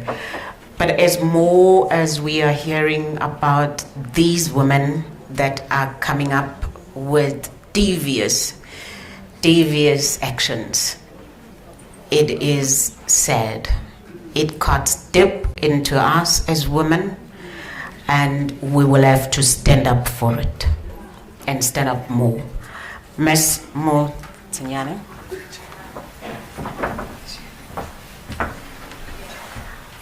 Thank you very much. Greetings to everybody. I will simply say protocol observed. Okay. I'm with one of my colleagues, Osmutlalepule Dipulo, from the Government Pension Administration Agency. We are actually the most important people with the bars and the most two-port system. I do need to say that the team that is implementing the two-port system, we've hardly slept. We don't know what sleeping is. I mean, it's been crazily hectic getting the rules, getting the calculations, doing the development on the system, running the test. It's been a nightmare, and I would love to stay after my presentation. I'll literally stay for 5 minutes if I stay. I have to get back to the office. We have to do the deployment today, and we have to run everything throughout today. I don't want to come the 1st of September and there are issues at GPAL. But that being said, the government did not create the two-port system to finance our lavish lifestyle. Neither did it create it for us to live an expensive lifestyle. One thing that I strongly believe as women that are here today, if you pray and there's a prayer point that you have to raise before God, is that God grant me wisdom, ability to utilize the little that you give to me in a manner that is applicable to my life. Amen. And to ask God, help me to deal with the spirit of greed. And where we're not content at all, we want to live beyond our means. So we are indebted so much that during COVID, the government realized that actually the people of South Africa might be financially, indebted. So let's create a vehicle for them to be able to take a certain portion of their money from their retirement savings that they can use in moments when they have a dire financial situation. It was never intended that we will use this money to buy expensive Gucci shoes or Gucci bag. If you do catch your money by the 1st or the 2nd of September, let there be a valid and legitimate reason for doing that. But I presume that everybody that is in this room today, you work for the government. So a two-pot system is actually a three-pot system. There is a savings pot, there is a vested pot, and there is a retirement pot. The savings pot, there is a certain portion at 10% that has been taken from the retirement savings that will enable members to be able to withdraw a certain portion of their money. And the minimum you can withdraw is 2,000 Rand. The maximum you can withdraw is 30,000 Rand. It's legislated. So please don't come out of here and say, I give you, why 5,000, But it's based on what you also qualify for. So you might necessarily actually not have 30,000 Rand. You might not have 30,000. But you can actually cash out your money. But the question is, when the government created this vehicle, was that when you are cash strapped, you can cash a certain portion of money, but still have enough left that when you retire, you will retire a comfortable life. And that's wisdom at the core of a government that cares for its own people. And that being said, all of us here, our money are going to be transferred after a portion has been taken to what you call a vested pot. The current rules of the retirement savings will apply, so nothing changes in that. And the government didn't create this because they want to take money from its own people. No, it's a vehicle that they created for its own people. There is going to be a retirement portion that is going to be calculated, but that retirement, you can't touch that money until the retirement cycle. So anybody that has been working for the government up to the 31st of September, you will have a savings pot, you will have a vested pot, and you will have a retirement pot. Anybody that enters into the system after the 1st of September, they will have a savings pot and a retirement pot. Is it okay? Okay, there were certain, I am responsible for, I'm heading the actual system development of Two-Pot. I'm going to tell you the basic, what we call mandatory requirements that we adopted as part of the development. Sorry, ma'am, I know I might take time. Can I just stop at 11 minutes past? Thank you. That's 4 minutes. I'll be done. You don't have to show my presentation. I'll go through it. One, your banking, we're going to pay you on the banking details that you get in your salary. There's not going to be allowance for you to change your banking details. So if there's a garnish order or there's debts or there's anything, it will come out. Whatever you withdraw, it's going to be taxed at your gross margin. It is the law. It's the law. And then for government employees, there is what you call a service reduction. When you do the withdrawal, the tax implication will apply, the service reduction will apply. So those are the two components. So there are two validations that are going to be done as part of the process. There's going to be a banking validation. We still need to validate that your bank account is your bank account. There's going to be a tax validation. So your tax is not, you are not going to be taxed after the 30,000 or the 20,000 is paid. You're going to be taxed at your gross margin. If you owe SARS, SARS has to apply its rules and you will get whatever you get, right? So in the application, in the app is simple. We're going to use self-service application app. We're not going to receive any manual applications at all because we were worried about the volumes that we might receive. So we did not open that up to manual at all.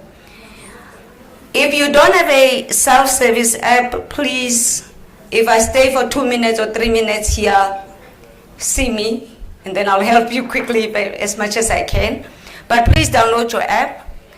When we go live, you will be required to download the updated app. The updated app will have, sorry, can you just do my projection of my presentation? Yeah.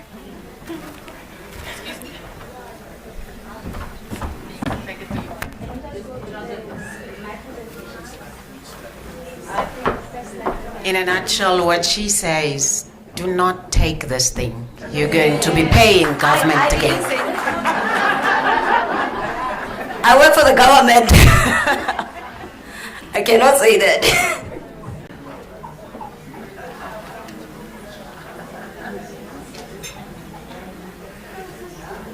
There's no free lunch, yeah? Okay, so this is how it's gonna work. This is the actual app, and this is what you will see when we go live. You'll have to download it. You have to put in your ID number and your password. You will, by the second, be able to see your savings component and your vested component. But you won't see the retirement as explained. The retirement will be after effect. So the two component of your money you'll be able to see. So please, you are not going to lose your retirement savings. It's still intact, it's safe, so don't panic. And then you will be able to see what is called submit a claim. You will have to click on that button that says submit a claim. Then you'll see your savings component. You will be able to drag that line to be able to pick where you wanna, how much you wanna get. It will show you what you have, what you qualify for. What you do not, if you have 5,000, it will show 5,000. If you have 1.5, you cannot withdraw because the minimum you can withdraw is 2,000 Rand, which is gonna be taxed. The withdrawals calculator is able to show you some level of protection. You have to validate your banking details. The only thing you could change is your income tax number.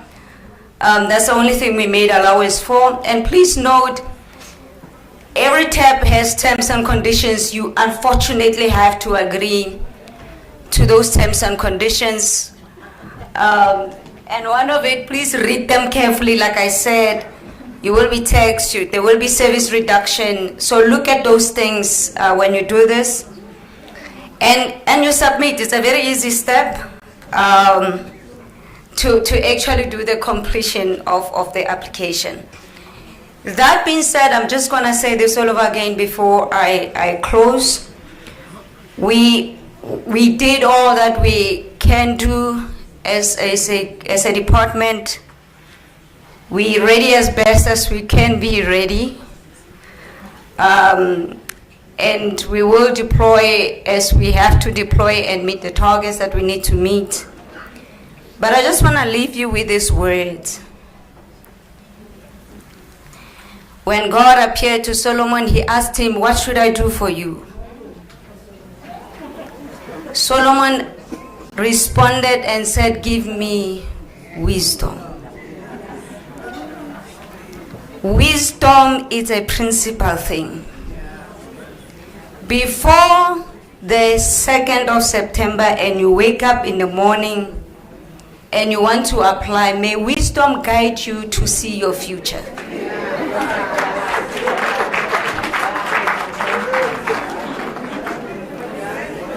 Don't, as I close, and I know and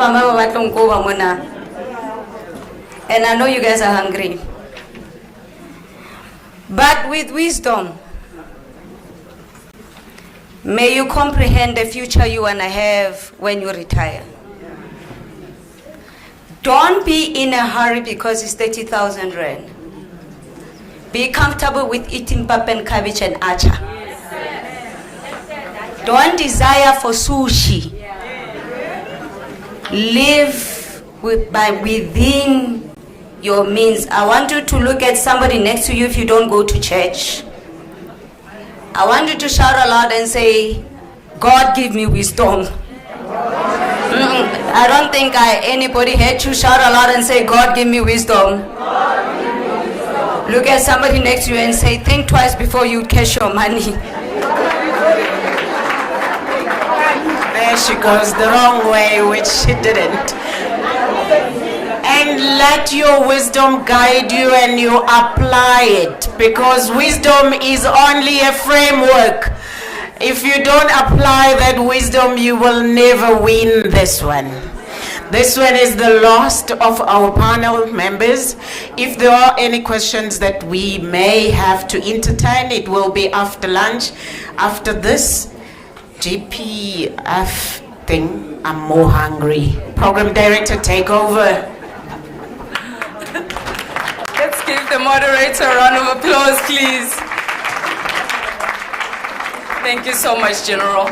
I work in security intelligence, and part of what we do is to issue early warnings. And I feel like we've just received an early warning on that wisdom note. Without wasting more time, we do have one of our sponsors in the room with us that has been so graceful and set in from the morning. And I would just like us to gracefully, because we are women of grace, gracefully give him time to come and address us for a few minutes so that we can hear him, we can honor him, and we can appreciate him because he has sponsored this event, but not only sponsored, he has attended it. So I ask you with grace, let's please give him a few minutes. Mr. Sian, please come to the stage, sir.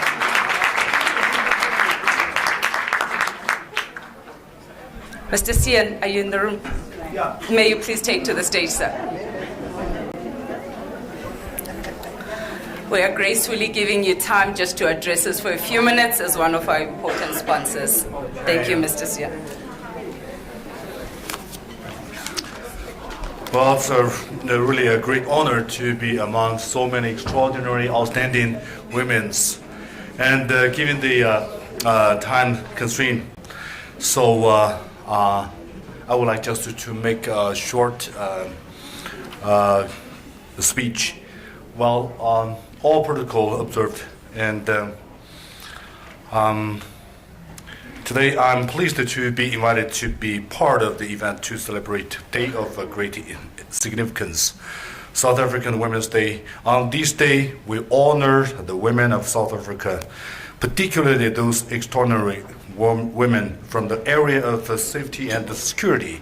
Their courage, their strength, and their contributions to the society.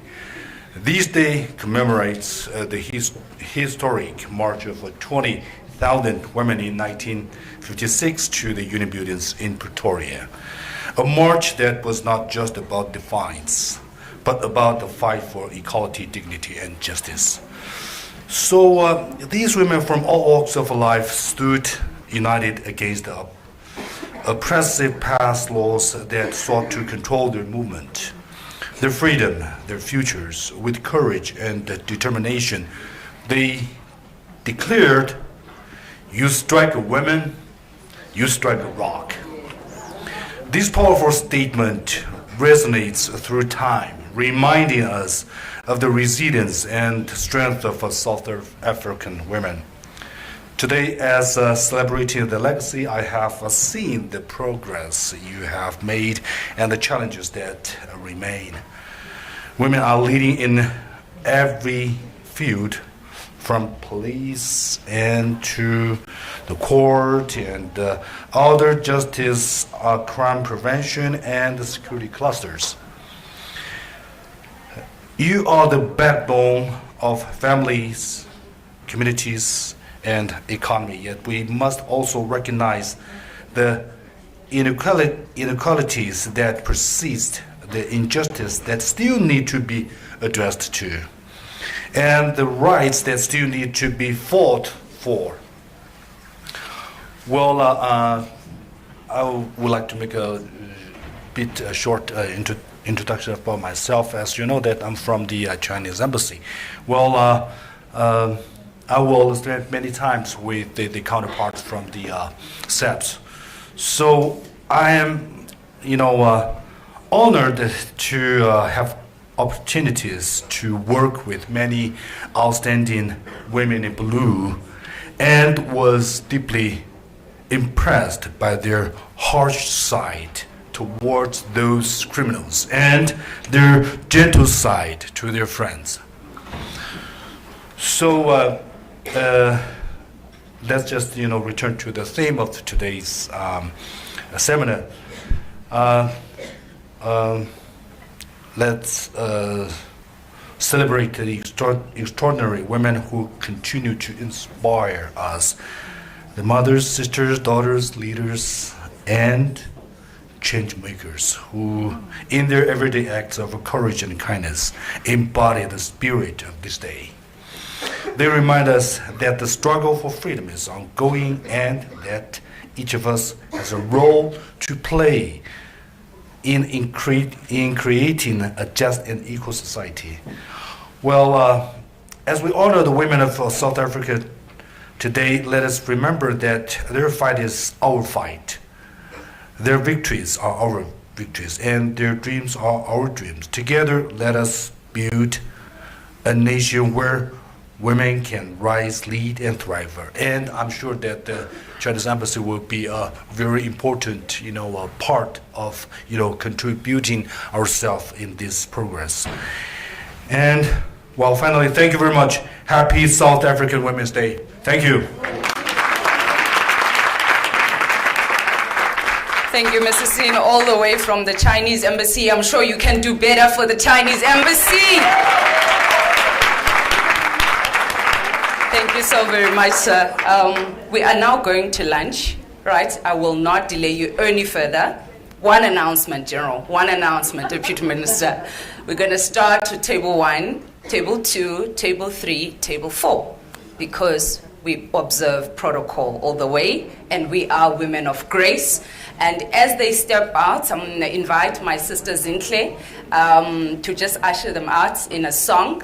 So she's going to sing as they step out. Let's allow them to step out, finish the 4 tables, and then everybody else can then step up. Okay. And can I give you 30 minutes, General? Okay, 30 minutes. All right. Thank you. Over to you, Sisom. Do you want to stand over there? You want to come here? You need a microphone. Okay, come on. All protocol observed. Davilisui Kwelo Cholo Dakangela Dasondela Lalisitcho Lisiti Tilly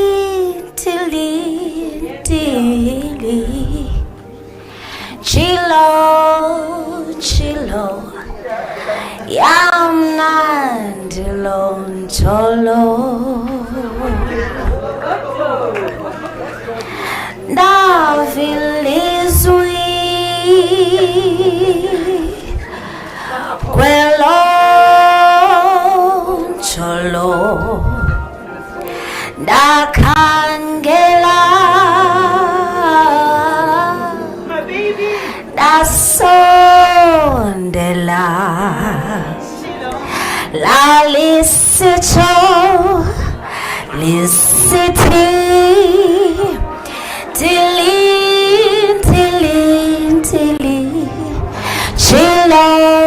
Chilo Yamnandilo Cholo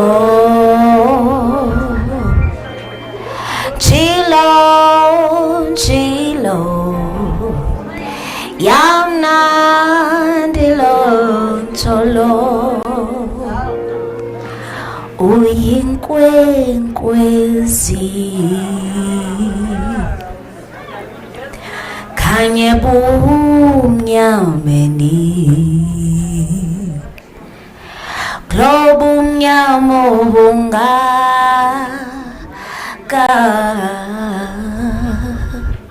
Sengathi wedwa Uyinkwenkwezi Kanye bumnyameni Lo bumnyamo bungaka Sengathi wedwa Kanye bumnyameni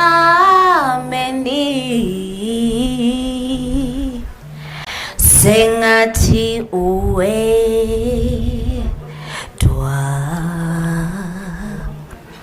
Kanye bumnyameni Sengathi wedwa.